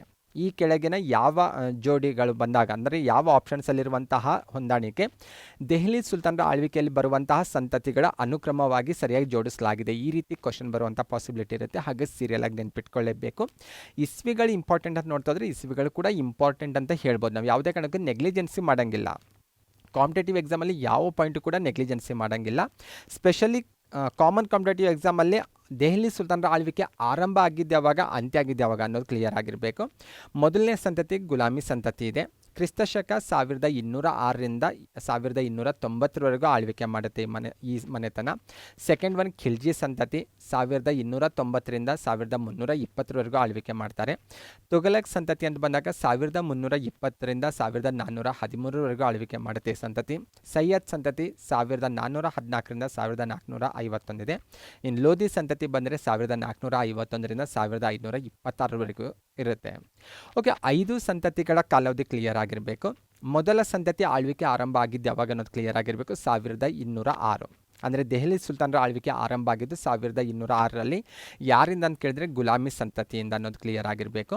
ದೆಹಲಿ ಸುಲ್ತಾನರಲ್ಲಿ ಬಂದಾಗ ಕೊನೆಯ ಸಂತತಿ ಲೋಧಿ ಸಂತತಿ. ಯಾವಾಗ ಇವರ ಆಳ್ವಿಕೆ ಅಂತ್ಯ ಆಯಿತು ಅಂತ ಕೇಳಿದ್ರೆ 1526. ಓಕೆ, ಇವು ಸ್ಟಾರ್ಟಿಂಗು ಮತ್ತು ಎಂಡ್ ಎಕ್ಸಾಕ್ಟಾಗಿ ಗೊತ್ತಿರಲೇಬೇಕು. ಇನ್ ಬಿಟ್ವೀನ್ ಡಾಟಾಗಳು ಕೂಡ ನಿಮಗೆ ಗೊತ್ತಿದ್ರೆ ಬೆಟರ್ ಅಂತ ಹೇಳ್ಬೋದು. ಓಕೆ, ಇನ್ನು ಕೆಲವೊಂದು ಇನ್ಫಾರ್ಮೇಷನ್ ನೋಡ್ತಾ ಹೋಗೋಣ. ತೀರಾ ಬೇಸಿಕ್ ಆಗಿ ಬಂದಾಗ ಫಸ್ಟ್ ಒನ್ ದೆಹಲಿ ಸುಲ್ತಾನರ ಆಳ್ವಿಕೆ ಆರಂಭ ಆಗಿದ್ದು ಆಲ್ರೆಡಿ ನಿಮಗೆ ಕ್ಲಿಯರ್ ಆಗಿದೆ 1206ರಲ್ಲಿ. ಹಾಗಾದರೆ ಮೊದಲ ರಾಜ ಯಾರು? ಮೊದಲ ಸಂತತಿ, ಮೊದಲ ಮನೆತನ ಕೇಳಿದ್ರೆ ಗುಲಾಮಿ ಸಂತತಿ ಅಂತ ಗೊತ್ತಾಯ್ತು ನಮಗೆ ಪ್ರೀವಿಯಸ್ ಸ್ಲೈಡಲ್ಲಿ. ಮೊದಲ ರಾಜ ಯಾರಂತ ಕೇಳ್ಬೋದು. ಕುತುಬುದ್ದೀನ್ ಐಬಕ್ ಮೊದಲ ರಾಜ. ದೆಹಲಿ ಸುಲ್ತಾನರಲ್ಲಿ ಬಂದಾಗ ಮೊದಲ ಸುಲ್ತಾನ ಅವನಾಗಿದ್ದಾನೆ. ಈತ ಗುಲಾಮಿ ಸಂತತಿಗೆ ಸೇರಿದವನು. ಓಕೆ, ರಜಿಯಾ ಸುಲ್ತಾನ್ ಎಲ್ಲ ಇದೇ ಸಂತತಿಗೆ ಸೇರಿದವರು. ಅವ್ರ ಬಗ್ಗೆ ಮತ್ತೆ ಡಿಟೇಲ್ ಆಗಿ ಅವ್ರಿಗೆ ರಿಲೇಟೆಡ್ ಆಗಿರುವಂಥ ಪ್ರಶ್ನೆಯಲ್ಲಿ ಚರ್ಚೆ ಮಾಡ್ತಾ ಹೋಗೋಣ. ಇಲ್ಲಿ ನಾವು ಹೆಚ್ಚು ಫೋಕಸ್ ಮಾಡಬೇಕಾಗಿದ್ದು ಲೋಧಿ ಸಂತತಿಗೆ. ಓಕೆ, ಲೋಧಿ ಸುಲ್ತಾನರಿಗೆ ರಿಲೇಟೆಡ್ ಆಗಿ ನೋಡ್ತಾ ಹೋದರೆ ಈ ಸಂತತಿಯಲ್ಲಿ ಬರುವಂಥ 3 ರಾಜರು ಹೆಚ್ಚು ಇಂಪಾರ್ಟೆಂಟ್ ಅಂತ ನಾನು ಗುರುತಿಸ್ತಾ ಇರೋದು. First one Bahlul Lodi. ಯಾಕೆ ಇಂಪಾರ್ಟೆಂಟ್ ಅಂದರೆ ಈತ ಈ ಮನೆತನದ ಸ್ಥಾಪಕ ಅನ್ನೋ ಕಾರಣಕ್ಕಾಗಿ important. Next one Sikandar Lodi ಕೂಡ ಇಂಪಾರ್ಟೆಂಟ್. ಯಾಕೆ ಇಂಪಾರ್ಟೆಂಟ್ ಅಂದರೆ ಈತ ಆಗ್ರಾ ನಗರವನ್ನು ನಿರ್ಮಾಣ ಮಾಡ್ತಾನೆ. ಭಾರತದ ಅತ್ಯಂತ ಪ್ರಮುಖ ಐತಿಹಾಸಿಕ ನಗರಗಳಲ್ಲಿ ಗುರುತಿಸ್ತೇವಲ್ವಾ, ಈ ಆಗ್ರಾ ನಗರದ ನಿರ್ಮಾತೃ ಅಂದರೆ ಸಿಕಂದರ್ ಲೋಧಿ. ಅಷ್ಟೇ ಅಲ್ಲ, ತನ್ನ ರಾಜಧಾನಿಯನ್ನು ದೆಹಲಿಯಿಂದ ಆಗ್ರಾಗೆ ವರ್ಗಾಯಿಸ್ಕೊಳ್ತಾನೆ. ಹಾಗಾಗಿ ಇಂಪಾರ್ಟೆಂಟ್ ಅಂತ ಹೇಳೋದು. ಇನ್ನು ಇಬ್ರಾಹಿಂ ಲೋಧಿ ಯಾಕೆ ಇಂಪಾರ್ಟೆಂಟ್ ಅಂದರೆ ಈತ ಲೋಧಿ ಸಂತತಿಯಲ್ಲಿ ಕೊನೆಯ ರಾಜ. ಕೇವಲ ಲೋಧಿ ಸಂತತಿ ಅಷ್ಟೇ ಅಲ್ಲ, ದೆಹಲಿ ಸುಲ್ತಾನರಲ್ಲಿ ಬಂದಾಗ ಕೊನೆಯ ರಾಜ. ಮೊದಲ ರಾಜ ಆಲ್ರೆಡಿ ಪ್ರೀವಿಯಸ್ ಸ್ಲೈಡಲ್ಲೇ ಕ್ಲಿಯರ್ ಆಯಿತು, ಸುಲ್ತಾನ ಯಾರು ಅನ್ನೋದು ಕುತುಬುದ್ದೀನ್ ಐಬಕ್. ಕೊನೆಯ ಸುಲ್ತಾನ ಅಥವಾ ಕೊನೆಯ ರಾಜ ಅಂತ ಬಂದಾಗ ಇಬ್ರಾಹಿಂ ಲೋಧಿ ಅನ್ನೋದು ಕ್ಲಿಯರ್ ಆಗಿರಬೇಕು. ಹಾಗಾದರೆ ಇಬ್ರಾಹಿಂ ಲೋಧಿ ಇಲ್ಲಿ ಕೊನೆಯ ರಾಜ ಅಂತ ಹೇಳಬೇಕಾದ್ರೆ ಅಲ್ಲಿಗೆ ಅವರ ಮನೆತನ ಎಂಡಾಯಿತು. ಮನೆತನ ಎಂಡಾಗಲಿಕ್ಕೆ ಏನು ಕಾರಣ ಅಂತ ನೋಡ್ತಾ ಹೋದರೆ ಮೊದಲನೇ ಪಾಣಿಪತ್ ಕದನ. ಇದು ಕೂಡ ಇಂಪಾರ್ಟೆಂಟ್. ಇದನ್ನು ನಾವು ದೆಹಲಿ ಸುಲ್ತಾನರಿಗೂ ರಿಲೇಟ್ ಮಾಡ್ಬೋದು ಮತ್ತು ಮೊಘಲರಿಗೂ ರಿಲೇಟ್ ಮಾಡ್ಬೋದಾಗಿದೆ ಈ ಕದನ. ಇಲ್ಲಿ ಇಬ್ರಾಹಿಂ ಲೋಧಿ ಬಗ್ಗೆ ನಾವು ಚರ್ಚೆ ಮಾಡ್ತಾ ಇರೋದ್ರಿಂದ ಮೊದಲನೇ ಪಾಣಿಪತ್ ಕದನ ಕೂಡ ನಿಮಗೆ ಕ್ಲಿಯರ್ ಆಗಿರಬೇಕು. 1526ರಲ್ಲಿ ಈ ಕದನ ಆಗುತ್ತೆ. ಬಾಬರ್ ಭಾರತ ಮೇಲೆ ದಂಡೆತ್ತಿ ಬರ್ತಾನೆ. ಬಾಬರ್ ಮತ್ತು ಇಬ್ರಾಹಿಂ ಲೋಧಿ ಮಧ್ಯದಲ್ಲಿ ಈ ಕದನ ನಡೆಯುತ್ತೆ. ಈ ಕದನದಲ್ಲಿ ಇಬ್ರಾಹಿಂ ಲೋಧಿ ಸೋಲ್ತಾನೆ. ಆತನ ಸೋಲಿನೊಂದಿಗೆ ದೆಹಲಿ ಸುಲ್ತಾನರ ಆಳ್ವಿಕೆ ಕೊನೆಗೊಳ್ಳುತ್ತೆ ಮತ್ತು ಮೊಘಲ್ ಸಾಮ್ರಾಜ್ಯ ಭಾರತದಲ್ಲಿ ಅನುಷ್ಠಾನಕ್ಕೆ ಬರುತ್ತೆ. ಇಷ್ಟು ಬೇಸಿಕ್ ಇನ್ಫಾರ್ಮೇಷನ್ ನಿಮಗೆ ಕ್ಲಿಯರ್ ಆಗಿರಬೇಕು. ನೆಕ್ಸ್ಟ್ ಒಂದು ಕ್ವಶನ್ ಇರೋದು, ಕೆಳಗಿನವರಲ್ಲಿ ಯಾರು ಅಲಿಗಢ್ ಮುಸ್ಲಿಂ ವಿಶ್ವವಿದ್ಯಾಲಯದ ನಿಜವಾದ ಸ್ಥಾಪಕರು ಅಂತ ಕ್ವಶನ್ ಇರೋದು. ಓಕೆ, ಆಪ್ಷನ್ಸ್ ನೋಡೋದಾದರೆ ಮೊಹಮ್ಮದ್ ಅಲಿ ಜಿನ್ನಾ ಇದೆ, ನವಾಬ್ ಸಲೀಮುಲ್ಲಾ ಇದೆ, ಅಬ್ದುಲ್ ಕಲಾಂ ಆಜಾದ್ ಅವರನ್ನು ಕೊಟ್ಟಿದ್ದಾರೆ, ಸೈಯದ್ ಅಹಮದ್ ಖಾನ್ ಅಂತ ಒಟ್ಟು 4 ಮಹನೀಯರನ್ನು ಇಲ್ಲಿ ಆಪ್ಷನ್ಸ್ ಆಗಿ ಕೊಟ್ಟಿದ್ದಾರೆ. ಓಕೆ, ಅಲಿಗಢ್ ಮುಸ್ಲಿಂ ವಿಶ್ವವಿದ್ಯಾಲಯ ಅಂದ ತಕ್ಷಣಕ್ಕೆ ನಮಗೆಲ್ಲ ನೆನಪಿಗೆ ಬರೋರು ಸರ್ ಸೈಯದ್ ಅಹಮದ್ ಖಾನ್ ಅವರು. ಯಾಕಂದರೆ ಭಾರತ ಇತಿಹಾಸದಲ್ಲಿ ಹೆಚ್ಚು ವಿಶೇಷವಾದಂಥ ಸ್ಥಾನವನ್ನು ಪಡೆದುಕೊಂಡಿರುವಂಥ ಮಹನೀಯರಲ್ಲಿ ಸರ್ ಸೈಯದ್ ಅಹಮದ್ ಖಾನ್ ಅವರನ್ನು ಕೂಡ ಗುರುತಿಸಲಾಗುತ್ತೆ. ಬನ್ನಿ ಅವರಿಗೆ ರಿಲೇಟೆಡ್ ಆಗಿ ಕೆಲವೊಂದು ಇನ್ಫಾರ್ಮೇಷನ್ ಕಾಂಪಿಟೇಟಿವ್ ಎಕ್ಸಾಮಿಂದ ಕ್ಲಿಯರ್ ಮಾಡ್ಕೊಳ್ಳೋಣ. ಮೊದಲನೇದಾಗಿ ನೋಡೋದಾದರೆ ಸರ್ ಸೈಯದ್ ಅಹಮದ್ ಖಾನ್ ಅವರು 19ನೇ ಶತಮಾನದ ಅತ್ಯಂತ ಪ್ರಮುಖ, ಸ್ಪೆಷಲಿ ಇಸ್ಲಾಮಿಕ್ ಸಮುದಾಯದಲ್ಲಿ ಸಾಕಷ್ಟು ಸುಧಾರಣೆಯನ್ನು ತರಲಿಕ್ಕೆ ಪ್ರಯತ್ನ ಪಟ್ಟಿರುವಂಥ ಮಹನೀಯರಾಗಿದ್ದಾರೆ. ಸ್ಪೆಷಲಿ ಮುಸ್ಲಿಂ ಸಮಾಜದಲ್ಲಿದ್ದಂತಹ ಪರ್ದಾ ಪದ್ಧತಿ ಆಗಿರ್ಬೋದು, ಬಹುಪತ್ನಿತ್ವ ಆಗಿರ್ಬೋದು ಅಥವಾ ಸರಳ ವಿಚ್ಛೇದನ ಪದ್ಧತಿ ಏನಿದೆ ಅಲ್ವಾ, ಇದನ್ನು ಅವರು ವಿರೋಧ ಮಾಡ್ತಾರೆ. ಓಕೆ, ಮುಸ್ಲಿಂ ಸಮಾಜದಲ್ಲಿದ್ದಂತಹ ಈ ಸಮಸ್ಯೆಗಳಿಗೆ ನಾವು ಸೊಲ್ಯೂಷನ್ ಕಂಡುಕೊಳ್ಬೇಕಾದ್ರೆ ಪಾಶ್ಚಾತ್ಯ ಶಿಕ್ಷಣವೇ ಇದಕ್ಕೆ ಸೊಲ್ಯೂಷನ್ ಅನ್ನೋದು ಇವರು ಬಲವಾದ ನಂಬಿಕೆ ಆಗಿತ್ತು. ಅಷ್ಟೇ ಅಲ್ಲ, ಕುರಾನಿನ ವ್ಯಾಖ್ಯಾನಗಳನ್ನು ಹೆಚ್ಚು ವೈಜ್ಞಾನಿಕವಾಗಿ ಕೂಡ ಇವರು ವಿಶ್ಲೇಷಣೆ ಮಾಡ್ತಾರೆ. ಇವರು ಎಲ್ಲ ಬದಲಾವಣೆ ತರುವ ಉದ್ದೇಶಕ್ಕಾಗಿ ಒಂದು ಮೂಮೆಂಟನ್ನೇ ಆರಂಭಿಸ್ತಾರೆ. ಇದಕ್ಕೆ ಅಲಿಗಢ್ ಚಳವಳಿ ಅಂತ ಕೂಡ ಕರೆಯಲಾಗುತ್ತೆ. ಅಲಿಗಢ್ ಅನ್ನುವಂಥ ಟೈಟಲ್ ಯಾಕೆ ಕೊಟ್ಟರು ಅಂತ ನೋಡ್ತಾ ಹೋದರೆ, ಅಲಿಗಢ್ ಇವರ ಚಳುವಳಿಯ ಕೇಂದ್ರವಾಗಿತ್ತು. ಉತ್ತರ ಪ್ರದೇಶ ರಾಜ್ಯದಲ್ಲಿರುವಂಥ ಒಂದು ಪ್ಲೇಸ್ ಅದು. ಹಾಗಾಗಿ ಇದಕ್ಕೆ ಅಲಿಗಢ್ ಚಳವಳಿ ಅಥವಾ ಅಲಿಗಢ್ ಮೂಮೆಂಟ್ ಅನ್ನುವಂಥ ಹೆಸರನ್ನೇ ಇದಕ್ಕೆ ಬರುತ್ತೆ. ಇಷ್ಟು ಬೇಸಿಕ್ ಇನ್ಫಾರ್ಮೇಷನ್ ಕ್ಲಿಯರ್ ಆಗಿರಬೇಕು. ಅಷ್ಟೇ ಅಲ್ಲ, ಇವರು ತಮ್ಮದೇ ಆದಂಥ ಒಂದು ಶಾಲೆಯನ್ನು ಕೂಡ ಆರಂಭಿಸ್ತಾರೆ ಅಲಿಗಢ್ನಲ್ಲಿ 1875ರಲ್ಲಿ. Mohammedan Anglo oriental ಸ್ಕೂಲನ್ನು ಆರಂಭಿಸ್ತಾರೆ. ಅದು ಮುಂದೆ ಮೊಹಮ್ಮದನ್ ಆಂಗ್ಲೋ ಓರಿಯೆಂಟಲ್ ಕಾಲೇಜ್ ಆಗಿ ಪರಿವರ್ತನೆ ಆಗುತ್ತೆ. ಇದೇ ಕಾಲೇಜು ಮುಂದೆ 1920ರಲ್ಲಿ ಅಲಿಗಢ್ ಮುಸ್ಲಿಂ ವಿಶ್ವವಿದ್ಯಾಲಯ ಆಗಿ ಪರಿವರ್ತನೆ ಆಗುತ್ತೆ. ಇಷ್ಟು basic information sir Syed Ahmad Khan ಅವರಿಗೆ ರಿಲೇಟೆಡ್ ಆಗಿ ನಿಮಗೆ ಗೊತ್ತಿರಲೇಬೇಕು. ನೆಕ್ಸ್ಟ್ ಒನ್ ಮತ್ತೆ ಇಂಡಿಯನ್ ಹಿಸ್ಟ್ರಿಗೆ ರಿಲೇಟೆಡ್ ಆಗಿರೋದು, ಕೆಳಗಿನ ಯಾವ ಪತ್ರಿಕೆಯನ್ನು ಅನ್ನಿ ಬೆಸೆಂಟ್ ಅವರು ಪ್ರಾರಂಭಿಸಿದ್ರು ಅಂತ ಕ್ವಶನ್ ಇರೋದು. ಓಕೆ, ಪತ್ರಿಕೆಗಳಂತ 4 ಆಪ್ಷನ್ಸ್ ಕೊಟ್ಟಿದ್ದಾರೆ. ಅಲ್ಲಿ ದಿ ಹಿಂದೂ ಇದೆ, ದಿ ಟೈಮ್ಸ್ ಆಫ್ ಇಂಡಿಯಾ ಇದೆ, ಇಂಡಿಯನ್ ಎಕ್ಸ್ಪ್ರೆಸ್ ಇದೆ, ನ್ಯೂ ಇಂಡಿಯಾ ಅಂತ 4 ಆಪ್ಷನ್ಸ್ ಕೊಟ್ಟಿದ್ದಾರೆ. ಈ ಪ್ರಶ್ನೆಗೆ ಸರಿಯಾದ ಉತ್ತರ ನ್ಯೂ ಇಂಡಿಯಾ. ಓಕೆ, ಅನ್ನಿ ಬೆಸೆಂಟ್ ಅವರು ಆರಂಭಿಸಿರುವಂಥ ಪತ್ರಿಕೆಗಳು 2 ಪತ್ರಿಕೆ ಇಂಪಾರ್ಟೆಂಟ್ ಭಾರತದಲ್ಲಿ ಬಂದಾಗ, ಒಂದು ಕಾಮನ್ ವೆಲ್ ಮತ್ತು ಇನ್ನೊಂದು ನ್ಯೂ ಇಂಡಿಯಾ ಅಂತ. ಇಲ್ಲಿ ನ್ಯೂ ಇಂಡಿಯಾಗೆ ರಿಲೇಟೆಡ್ ಆಗಿ ಕ್ವಶನ್ ಬಂದಿರೋದು. ಅಷ್ಟೆಲ್ಲ ಥಿಯೋಸಫಿಕಲ್ ಸೊಸೈಟಿ ಆಗಿರ್ಬೋದು, ಇಂಡಿಯನ್ ನ್ಯಾಷನಲ್ ಕಾಂಗ್ರೆಸ್ ಆಗಿರ್ಬೋದು, ಅಥವಾ ಇಂಡಿಯನ್ ಫ್ರೀಡಮ್ ಮೂವ್ಮೆಂಟ್ಗೂ ರಿಲೇಟೆಡ್ ಆಗಿ ಕೂಡ ಅನ್ನಿ ಬೆಸೆಂಟ್ ಅವರು ಹೆಚ್ಚು ವಿಶೇಷವಾದಂಥ ವ್ಯಕ್ತಿ ಅಂತ ಗುರುತಿಸಲಾಗುತ್ತೆ. ಓಕೆ, ಅವರಿಗೆ ರಿಲೇಟೆಡ್ ಆಗಿ ಏನೆಲ್ಲ ಗೊತ್ತಿರಬೇಕು ಅಂತ ನೋಡ್ತಾ ಹೋದರೆ, ಬೇಸಿಕ್ಲಿ ಇವರು ಯಾವ ದೇಶದವರು ಅನ್ನೋದು ನಿಮಗೆ ಗೊತ್ತಿರಬೇಕು. ಅನ್ನಿ ಬೆಸೆಂಟ್ ಅವರು ಮೂಲತಃ ಐರಿಷ್ ಮಹಿಳೆಯವರು, ಐರ್ಲೆಂಡ್ನವರು ಅನ್ನೋದು ಕ್ಲಿಯರ್ ಆಗಿರಬೇಕು. ಮೇಡಮ್ ಬ್ಲಾವ್ಟಸ್ಕಿ ಅವರ ಪ್ರಭಾವಕ್ಕೆ ಒಳಗಾಗಿ ಇವರು ಥಿಯಾಸೋಫಿಕಲ್ ಸೊಸೈಟಿಯನ್ನು ಸೇರ್ಪಡೆ ಆಗ್ತಾರೆ, ಕ್ಲಿಯರ್ ಆಗಿರಬೇಕು. ಅಷ್ಟೇ ಅಲ್ಲ, 1893ರಲ್ಲಿ ಚಿಕಾಗೋದಲ್ಲಿ ಏನು ವಿಶ್ವ ಧರ್ಮ ಸಮ್ಮೇಳನ ನಡೀತಲ್ವ, ಆ ಸಮ್ಮೇಳನದಲ್ಲಿ ಇವರು ಥಿಯಾಸೋಫಿಕಲ್ ಸೊಸೈಟಿಯ ಪ್ರತಿನಿಧಿಯಾಗಿ ಭಾಗವಹಿಸಿರ್ತಾರೆ. ಓಕೆ, ಇದು ಕೂಡ ನಿಮಗೆ ಗೊತ್ತಿರಲೇಬೇಕು. ನೆಕ್ಸ್ಟ್ ಒನ್ ನೋಡ್ತಾ ಹೋದರೆ, ಓಲ್ಕಾಟ್ ಅವರ ಮರಣದ ನಂತರ ಇವರು ಥಿಯಾಸೋಫಿಕಲ್ ಸೊಸೈಟಿಯ ಅಂತಾರಾಷ್ಟ್ರೀಯ ಅಧ್ಯಕ್ಷರಾಗಿ ಕಾರ್ಯನಿರ್ವಹಿಸ್ತಾರೆ. ಅಷ್ಟೇ ಅಲ್ಲ, 1898ರಲ್ಲಿ ಬನಾರಸ್ನಲ್ಲಿ ಇವರು ಸೆಂಟ್ರಲ್ ಹಿಂದೂ ಕಾಲೇಜನ್ನು ಸ್ಥಾಪನೆ ಮಾಡ್ತಾರೆ. ಇದು ಬನಾರಸ್ ಹಿಂದೂ ವಿಶ್ವವಿದ್ಯಾಲಯ ಕೂಡ ಮಾರ್ಪಾಡಾಗುತ್ತೆ. 1914ರಲ್ಲಿ ಆಲ್ರೆಡಿ ನಿಮಗೆ ನಾನು ಹೇಳಿದ ಹಾಗೆ ಕಾಮನ್ ವಿಲ್ ಅನ್ನುವಂಥ ಒಂದು ವಾರಪತ್ರಿಕೆ, ನ್ಯೂ ಇಂಡಿಯಾ ಅನ್ನುವಂಥ ಒಂದು ದಿನಪತ್ರಿಕೆಯನ್ನು ಅನ್ನಿ ಬೆಸೆಂಟ್ ಅವರು ಆರಂಭಿಸ್ತಾರೆ. ಹಾಗಾಗಿ 2 ಪತ್ರಿಕೆಗಳು ಇಂಪಾರ್ಟೆಂಟು, ಸೆಂಟ್ರಲ್ ಹಿಂದೂ ಕಾಲೇಜ್ ಕೂಡ ಇಂಪಾರ್ಟೆಂಟು, ಥಿಯಾಸೋಫಿಕಲ್ ಸೊಸೈಟಿ ಕೂಡ ಇಂಪಾರ್ಟೆಂಟ್ ಇವರಿಗೆ ರಿಲೇಟೆಡ್ ಆಗಿ. ಅಷ್ಟೆಲ್ಲ ಫ್ರೀಡಮ್ ಮೂವ್ಮೆಂಟ್ಗೆ ರಿಲೇಟೆಡ್ ಆಗಿ ನೋಡ್ತಾ ಹೋದರೆ, ಶ್ರೀಮತಿ ಅನ್ನಿ ಬೆಸೆಂಟ್ ಅವರ ಪ್ರಯತ್ನದ ಫಲವಾಗಿ 1916ರಲ್ಲಿ ಲಕ್ನೋದಲ್ಲಿ ಕಾಂಗ್ರೆಸ್ನಲ್ಲಿದ್ದಂತಹ 2 ಬಣಗಳೇನು ಮಂದಗಾಮಿ ಮತ್ತು ತೀವ್ರಗಾಮಿ ಅಂತ 2 ಬಣಗಳಾಗಿ ಸೂರತ್ ಕಾಂಗ್ರೆಸ್ ಅಧಿವೇಶನದಲ್ಲಿ ಡಿವೈಡ್ ಆಗಿತ್ತಲ್ವ ಕಾಂಗ್ರೆಸ್ ಪಕ್ಷ, ಈ 2 ಬಣಗಳು ಮತ್ತೆ ಒಗ್ಗೂಡ್ತಾವೆ. ಇದು ಕೂಡ ಇಂಪಾರ್ಟೆಂಟ್ ಅಂತ ಹೇಳೋದು. 1916ರಲ್ಲಿ ಅನ್ನಿ ಬೆಸೆಂಟ್ ಅವರು ಮದ್ರಾಸ್ನಿಂದ ಹೋಮ್ ರೂಲ್ ಲೀಗ್ ಚಳವಳಿಯನ್ನು ಆರಂಭಿಸ್ತಾರೆ. ಅಷ್ಟೆಲ್ಲ ಇನ್ನೊಂದು ವಿಶೇಷತೆ ನಾವು ಗಮನಿಸೋದೇನೆಂದರೆ, 1917ರಲ್ಲಿ ಕೋಲ್ಕತ್ತಾದಲ್ಲಿ ನಡೆದಂತಹ ಇಂಡಿಯನ್ ನ್ಯಾಷನಲ್ ಕಾಂಗ್ರೆಸ್ ಏನಿದೆ ಅಲ್ವಾ, ಅದರ ಅಧಿವೇಶನದ ಅಧ್ಯಕ್ಷತೆಯನ್ನು ವಹಿಸ್ತಾರೆ. ಏನು ವಿಶೇಷತೆ ಅಂದರೆ, ಭಾರತೀಯ ರಾಷ್ಟ್ರೀಯ ಕಾಂಗ್ರೆಸ್ ಪಕ್ಷದ ಅಧಿವೇಶನದ ಅಧ್ಯಕ್ಷತೆಯನ್ನು ವಹಿಸಿದಂತಹ ಮೊಟ್ಟ ಮೊದಲ ಮಹಿಳೆ ಅನ್ನುವಂಥ ಕೀರ್ತಿಗೂ ಇವರು ಪಾತ್ರರಾಗ್ತಾರೆ. ಇಷ್ಟು ಬೇಸಿಕ್ ಇನ್ಫಾರ್ಮೇಷನ್ ನಿಮ್ಗೆ ಕ್ಲಿಯರ್ ಆಗಿರಬೇಕು. ಥಿಯಾಸೋಫಿಕಲ್ ಸೊಸೈಟಿ ಬಗ್ಗೆ ಮತ್ತೆ ಸಾಕಷ್ಟು ಬಾರಿ ಕ್ವಶನ್ ಬಂದಿದೆ, ಅಲ್ಲಿ ಅದರ ಬಗ್ಗೆ ಡೀಟೇಲ್ ಆಗಿ ನೋಡೋಣ. ನೆಕ್ಸ್ಟ್ ಒನ್, 1928ರಲ್ಲಿ ನಡೆದ ಬಾರ್ಡೋಲಿ ಸತ್ಯಾಗ್ರಹದ ಮುಂದಾಳತ್ವ ವಹಿಸಿದವರು ಯಾರು ಅಂತ ಕ್ವಶನ್ ಇರೋದು. ಅಂದರೆ ಬಾರ್ಡೋಲಿ ಸತ್ಯಾಗ್ರಹಕ್ಕೆ ರಿಲೇಟೆಡ್ ಆಗಿ ಕ್ವಶನ್ ಇರೋದು, ಅದರ ನೇತೃತ್ವ ಯಾರು ವಹಿಸಿದ್ರು ಅಂತ ಕ್ವಶನ್ ಇರೋದು. ಮೊರಾರ್ಜಿ ದೇಸಾಯಿ, MK ಗಾಂಧಿ, ಮಹಾದೇವ್ ದೇಸಾಯಿ ಮತ್ತು ವಲ್ಲಭಭಾಯಿ ಪಟೇಲ್ ಅಂತ 4 ಮಹನೀಯರನ್ನು ಇಲ್ಲಿ ಆಪ್ಷನ್ಸ್ ಆಗಿ ಕೊಟ್ಟಿದ್ದಾರೆ. ಈ ಪ್ರಶ್ನೆಗೆ ಸರಿಯಾದ ಉತ್ತರ ವಲ್ಲಭಭಾಯಿ ಪಟೇಲ್ ಅವರು.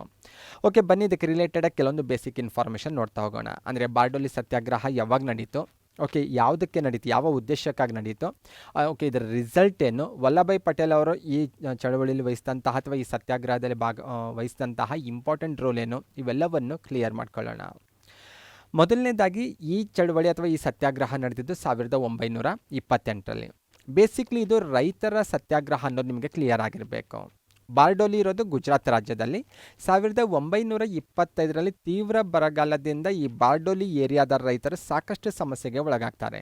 ಆದರೆ ಬಾಂಬೆ ಸರ್ಕಾರ ಏನು ಮಾಡುತ್ತೆ ಅಂದರೆ, ಆ ಪ್ರದೇಶದ ಬಾರ್ಡೋಲಿ ಪ್ರದೇಶದ ರೈತರ ಭೂಮಿಯ ಮೇಲೆ ಕಂದಾಯವನ್ನು ಹೆಚ್ಚಳ ಮಾಡಿ ಆಜ್ಞೆ ಹೊರಡಿಸಲಿಕ್ಕೆ ತೀರ್ಮಾನಿಸುತ್ತೆ. ಹಾಗಾಗಿ ಅದರ ವಿರುದ್ಧ ಆರಂಭವಾದಂಥ ಒಂದು ಮೂಮೆಂಟ್ ಇದಾಗಿದೆ. ಬೇಸಿಕ್ಲಿ ಇದು ರೈತರ ಹೋರಾಟ ಅನ್ನೋದು ನಿಮಗೆ ಕ್ಲಿಯರ್ ಆಗಿರಬೇಕು. ಈ ಸತ್ಯಾಗ್ರಹದ ನೇತೃತ್ವವನ್ನು ಸರ್ದಾರ್ ವಲ್ಲಭಭಾಯಿ ಪಟೇಲ್ ಅವರು ವಹಿಸ್ಕೊಳ್ತಾರೆ. ಸರ್ದಾರ್ ವಲ್ಲಭಭಾಯಿ ಪಟೇಲ್ ಅವರ ಜೊತೆಗೆ ಈ ಸತ್ಯಾಗ್ರಹದಲ್ಲಿ ಅವರ ಮಗಳಾದಂತಹ ಮಣಿಬೆನ್ ಪಟೇಲ್ ಅವರು ಕೂಡ ಭಾಗವಹಿಸ್ತಾರೆ. ಮಣಿಬೆನ್ ಪಟೇಲ್ ಅವರ ಜೊತೆ ಇನ್ನೂ ಕೆಲ ಮಹಿಳೆಯರು ಕೂಡ ಈ ಚಳವಳಿಯಲ್ಲಿ ಭಾಗವಹಿಸಿರ್ತಾರೆ. ಅವರ ಬಹುಮುಖ್ಯ ಕಾರ್ಯ ಏನಾಗಿತ್ತಂದರೆ, ರೈತ ಮಹಿಳೆಯರು ಈ ಚಳವಳಿಯಲ್ಲಿ ಭಾಗವಹಿಸುವಂತೆ ಪ್ರೇರೇಪಿಸೋದು, ಅವರನ್ನು ಒಗ್ಗೂಡಿಸೋದಾಗಿತ್ತು. ಅಂತಿಮವಾಗಿ ಬಾರ್ಡೋಲಿ ಸತ್ಯಾಗ್ರಹ ಸಕ್ಸಸ್ ಆಗುತ್ತೆ. ಈ ಸಂದರ್ಭದಲ್ಲಿ ಮಹಾತ್ಮ ಗಾಂಧೀಜಿಯವರು ಪಟೇಲರಿಗೆ ಸರ್ದಾರ್ ಎಂಬ ಬಿರುದನ್ನು ಕೂಡ ನೀಡ್ತಾರೆ. ಇಷ್ಟು ವಿಚಾರ ಬಾರ್ಡೋಲಿಗೆ ರಿಲೇಟೆಡ್ ಆಗಿ ಬೇಸಿಕ್ ಆಗಿ ನಿಮಗೆ ಕ್ಲಿಯರ್ ಆಗಿರಬೇಕು. ನೆಕ್ಸ್ಟ್ ಒಂದು ಎಥಿಕ್ಸ್ಗೆ ರಿಲೇಟೆಡ್ ಆಗಿರುವಂಥ ಪ್ರಶ್ನೆ. ಯಾವ ರೀತಿ ಕ್ವಶನ್ ಇದೆ ಅಂದರೆ, ನೀವು ಒಬ್ಬ ಅಂಧ ವ್ಯಕ್ತಿಯು ರಸ್ತೆ ದಾಟಲು ಪ್ರಯತ್ನಿಸುವುದನ್ನು ನೋಡಿದಾಗ ಏನು ಮಾಡುತ್ತೀರಿ ಅಂತ. ಅಂದರೆ ನಿಮ್ಮ ಎಥಿಕ್ಸ್ ಇಂಟಿಗ್ರಿಟಿಗೆ ರಿಲೇಟೆಡ್ ಆಗಿ ಕೇಳಿರುವಂಥ ಪ್ರಶ್ನೆ. ಅಂದರೆ ಮಾನವೀಯ ಮೌಲ್ಯಗಳಾಗಿರ್ಬೋದು ಮತ್ತು ಇನ್ನಿತರ ನಿಮ್ಮ ಆಲೋಚನಾ ಶಕ್ತಿ ಯಾವ ರೀತಿ ಇದೆ ಅಂತ ನಿಮಗೆ ಟೆಸ್ಟ್ ಮಾಡ್ತಾರೆ ಇಂಥ ಕ್ವಶನ್ಸ್ಗಳ ಮೂಲಕ. ಓಕೆ, ಆಪ್ಷನ್ಸ್ ನೋಡಿದ್ರೆ ನೀವು ಈಸಿಯಾಗಿ ಹೇಳ್ಬೋದು. ನೀವು ಏನು ಮಾಡ್ತೀರ ಅನ್ನೋದು ನೀವು ಆಪ್ಷನ್ಸಲ್ಲೇ ಕ್ಲಿಯರ್ ಮಾಡಬೇಕು. ಬೇರೆಯವರಿಗೆ ಅವನಿಗೆ ಸಹಾಯ ಮಾಡಲು ಕೋರುವಿರಿ, ಅವನು ರಸ್ತೆ ದಾಟುವವರೆಗೆ ಕಾಯುವಿರಿ, ಅಲ್ಲೇ ಇರುವ ಸಂಚಾರಿ ಪೊಲೀಸರಿಗೆ ಅವನಿಗೆ ಸಹಾಯ ಮಾಡಲು ಕೋರುವಿರಿ, ನೀವೇ ಹೋಗಿ ಸಹಾಯ ಮಾಡುವಿರಿ ಅಂತ. 4 ಆಪ್ಷನ್ಸಲ್ಲಿ ನೀವು ಯಾವುದನ್ನು ಮಾಡ್ತೀರಿ ಅನ್ನೋದು. ಇಲ್ಲಿ ನೈತಿಕ ಮೌಲ್ಯಗಳು ಇಂಪಾರ್ಟೆಂಟ್ ಆಗ್ತವೆ. ಒಬ್ಬ ಆಫೀಸರ್ ಆಗಿ ಅಥವಾ ಒಬ್ಬ ಸರ್ಕಾರಿ ನೌಕರನಾಗಿ ನಮ್ಮ ಜವಾಬ್ದಾರಿ ಏನು ಅನ್ನೋದನ್ನು ತಿಳ್ಕೊಂಡಿಲ್ಲ ಆನ್ಸರ್ ಮಾಡಿದರೆ ಕರೆಕ್ಟ್ ಆದಂಥ ಆನ್ಸರ್ ನೀವು ಗುರುತಿಸ್ಬೋದು. ಈ ಪ್ರಶ್ನೆಗೆ ಸರಿಯಾದ ಉತ್ತರ ಆಪ್ಷನ್ಸ್ ಡಿ ಆಗಿದೆ.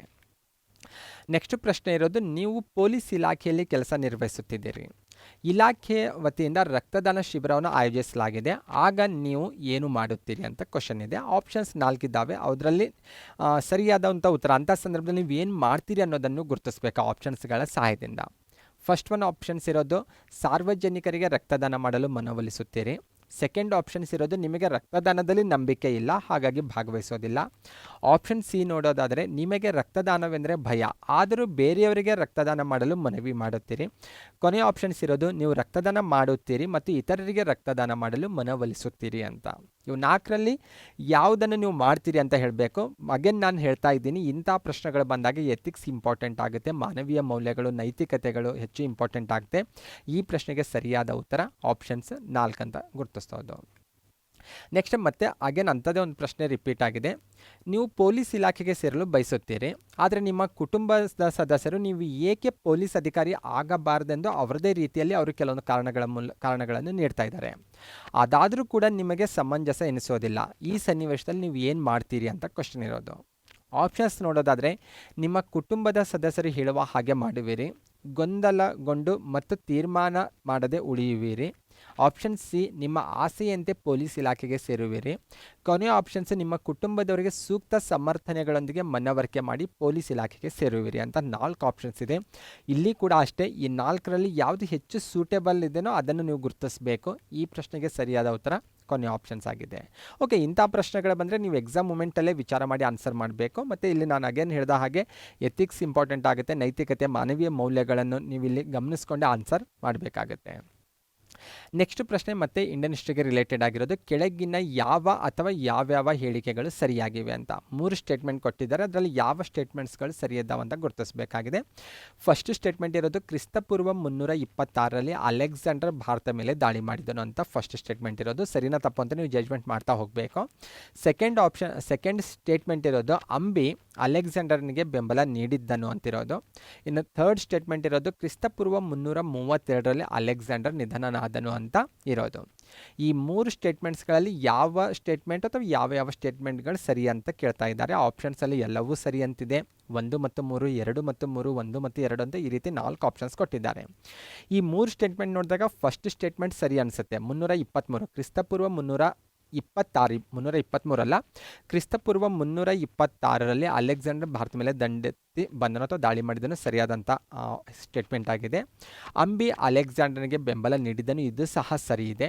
ಕ್ರಿಸ್ತಪೂರ್ವ 332ರಲ್ಲಿ ಅಲೆಕ್ಸಾಂಡರ್ ನಿಧನನಾದನು ಅನ್ನುವಂಥ ಸ್ಟೇಟ್ಮೆಂಟ್ ತಪ್ಪಾಗಿದೆ. ಹಾಗಾಗಿ ಈ ಪ್ರಶ್ನೆಗೆ ಸರಿಯಾದಂಥ ಉತ್ತರ ಅಂದರೆ ಆಪ್ಷನ್ಸ್ ಡಿ 1 ಮತ್ತು 2, ಈ 2 ಹೇಳಿಕೆಗಳು ಸರಿಯಾಗಿದ್ದಾವೆ.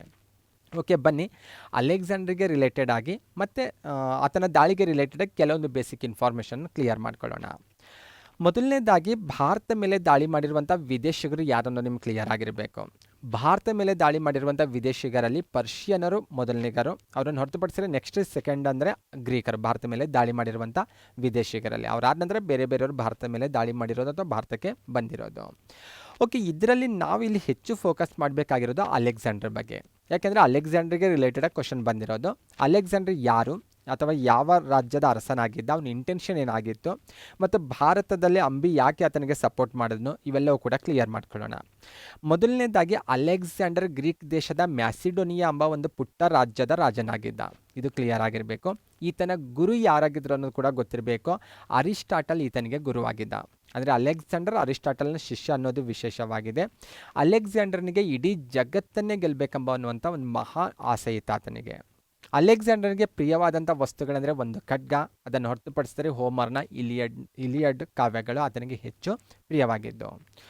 ಓಕೆ, ನೆಕ್ಸ್ಟ್ ನೋಡ್ತಾ ಹೋದರೆ ಕ್ರಿಸ್ತಪೂರ್ವ 327ರಲ್ಲಿ ಖೈಬರ್ ಕಣಿವೆ ಮೂಲಕ ಭಾರತಕ್ಕೆ ಪ್ರವೇಶ ಮಾಡ್ತಾನೆ ಅಲೆಕ್ಸಾಂಡರ್. ಇದು ಇಂಪಾರ್ಟೆಂಟು, ಹೆಚ್ಚು ಬಾರಿ ಕ್ವಶನ್ ಕೇಳಿದ್ದಾರೆ ಕಾಮನ್ ಕಾಂಪಿಟೇಟಿವ್ ಎಕ್ಸಾಮಲ್ಲಿ ಬಂದಾಗ. ತಕ್ಷಶಿಲೆಯ ರಾಜನಾಗಿದ್ದ ಅಂಬಿ ಅಲೆಕ್ಸಾಂಡರ್ನ ಸಾಮರ್ಥ್ಯವನ್ನು ಅರಿತು ಆತನಿಗೆ ಶರಣಾಗ್ತಾನೆ. ಅಷ್ಟೇ ಅಲ್ಲ, ಪೂರೂರವ ಅಥವಾ ಪೋರಸ್ ಅಂತೇನು ಕರಿತೇವಲ್ವ, ಈತನಿಗೆ ಸೋಲಿಸಲಿಕ್ಕೆ ಅಲೆಕ್ಸಾಂಡರ್ನ ನೆರವನ್ನು ಅಥವಾ ಆತನ ಸಹಾಯವನ್ನು ಕೇಳ್ತಾನೆ. ಇದರ ಪರಿಣಾಮವಾಗಿ ಹೈಡಸ್ಪಸ್ ಅನ್ನುವಂಥ ಒಂದು ಕದನ ಕೂಡ ಕ್ರಿಸ್ತಪೂರ್ವ 326ರಲ್ಲಿ ನಡೆಯುತ್ತೆ. ಯಾರ ನಡುವೆ ನಡೆಯುತ್ತೆ ಅಂತ ಕೇಳಿದ್ರೆ ಅಲೆಕ್ಸಾಂಡರ್ ಮತ್ತು ಪೋರಸ್ ನಡುವೆ ನಡೆದಿರುವಂಥ ಒಂದು ಕದನ. ಝೀಲಂ ನದಿ ತೀರದಲ್ಲಿ ಈ ಕದನ ನಡೆದಿತ್ತು. ಈ ಕದನದಲ್ಲಿ ಅಲೆಕ್ಸಾಂಡರ್ ಗೆಲುವನ್ನು ಸಾಧಿಸ್ತಾನೆ, ಪೋರಸ್ ಸೋಲ್ತಾನೆ. ಆದರೂ ಅಲೆಕ್ಸಾಂಡರ್ ತಾನು ಗೆದ್ದಿರುವಂತಹ ಪೋರಸ್ನ ಸಾಮ್ರಾಜ್ಯವನ್ನು, ಪೋರಸ್ನ ಧೈರ್ಯ ಸಾಹಸವನ್ನು ಮೆಚ್ಚಿ ಆತನಿಗೆ ವಾಪಸ್ ನೀಡ್ತಾನೆ. ಅಲೆಕ್ಸಾಂಡರ್ ಕ್ರಿಸ್ತಪೂರ್ವ 323ರಲ್ಲಿ ತನ್ನ ಸಾಮ್ರಾಜ್ಯಕ್ಕೆ ವಾಪಸ್ ಆಗುವಂಥ ಸಂದರ್ಭದಲ್ಲಿ ಬ್ಯಾಬಿಲೋನಿಯಾದಲ್ಲಿ ಸಾವನ್ನಪ್ತಾನೆ. ಇದಕ್ಕೆ ರಿಲೇಟೆಡ್ ಆಗಿ ಸ್ಟೇಟ್ಮೆಂಟ್ 3 ಕೊಟ್ಟಿದ್ರು, ಅದರಲ್ಲಿ ಇಸ್ವಿ ಚೇಂಜ್ ಇತ್ತು, ಹಾಗಾಗಿ ಆ ಸ್ಟೇಟ್ಮೆಂಟ್ ತಪ್ಪಾಗಿತ್ತು. ಇನ್ನು ಅಲೆಕ್ಸಾಂಡರ್ ಭಾರತದಲ್ಲಿ ತಾನು ಗೆದ್ದಂಥ ಪ್ರದೇಶಗಳನ್ನು ನೋಡ್ಕೊಳ್ಳಿಕ್ಕೆ ಸೆಲ್ಯೂಕಸ್ನನ್ನು ನೇಮಕ ಮಾಡ್ತಾನೆ. ಇಷ್ಟು ಬೇಸಿಕ್ ಇನ್ಫಾರ್ಮೇಷನ್ ಅಲೆಕ್ಸಾಂಡರ್ಗೆ ರಿಲೇಟೆಡ್ ಆಗಿ ನಿಮಗೆ ಗೊತ್ತಿರಬೇಕು. ನೆಕ್ಸ್ಟ್ ಒನ್, ಮಹಾಬಲಿಪುರಂನಲ್ಲಿರುವಂಥ ಶಿಲೆಗಳನ್ನು ಕತ್ತರಿಸಿ ನಿರ್ಮಿಸಿರುವಂಥ ವಾಸ್ತುಶೈಲಿಯ ರಥಗಳನ್ನು ನಿರ್ಮಿಸಿದ ರಾಜವಂಶ ಯಾವುದು ಅಂತ ಕ್ವಶನ್ ಇರೋದು.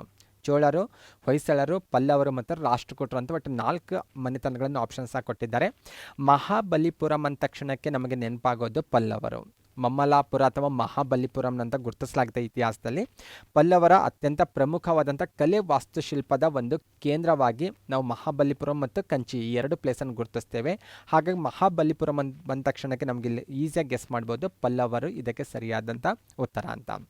ಓಕೆ, ಬನ್ನಿ ಪಲ್ಲವರಿಗೆ ರಿಲೇಟೆಡ್ ಆಗಿ ಸ್ಪೆಷಲಿ ಮಹಾಬಲಿಪುರಂಗೆ ಮಾತ್ರ ಫೋಕಸ್ ಮಾಡಿ ಇಲ್ಲಿ ನಾನು ನಿಮ್ಗೆ ಕ್ಲಿಯರ್ ಮಾಡ್ತಾ ಇರೋದು.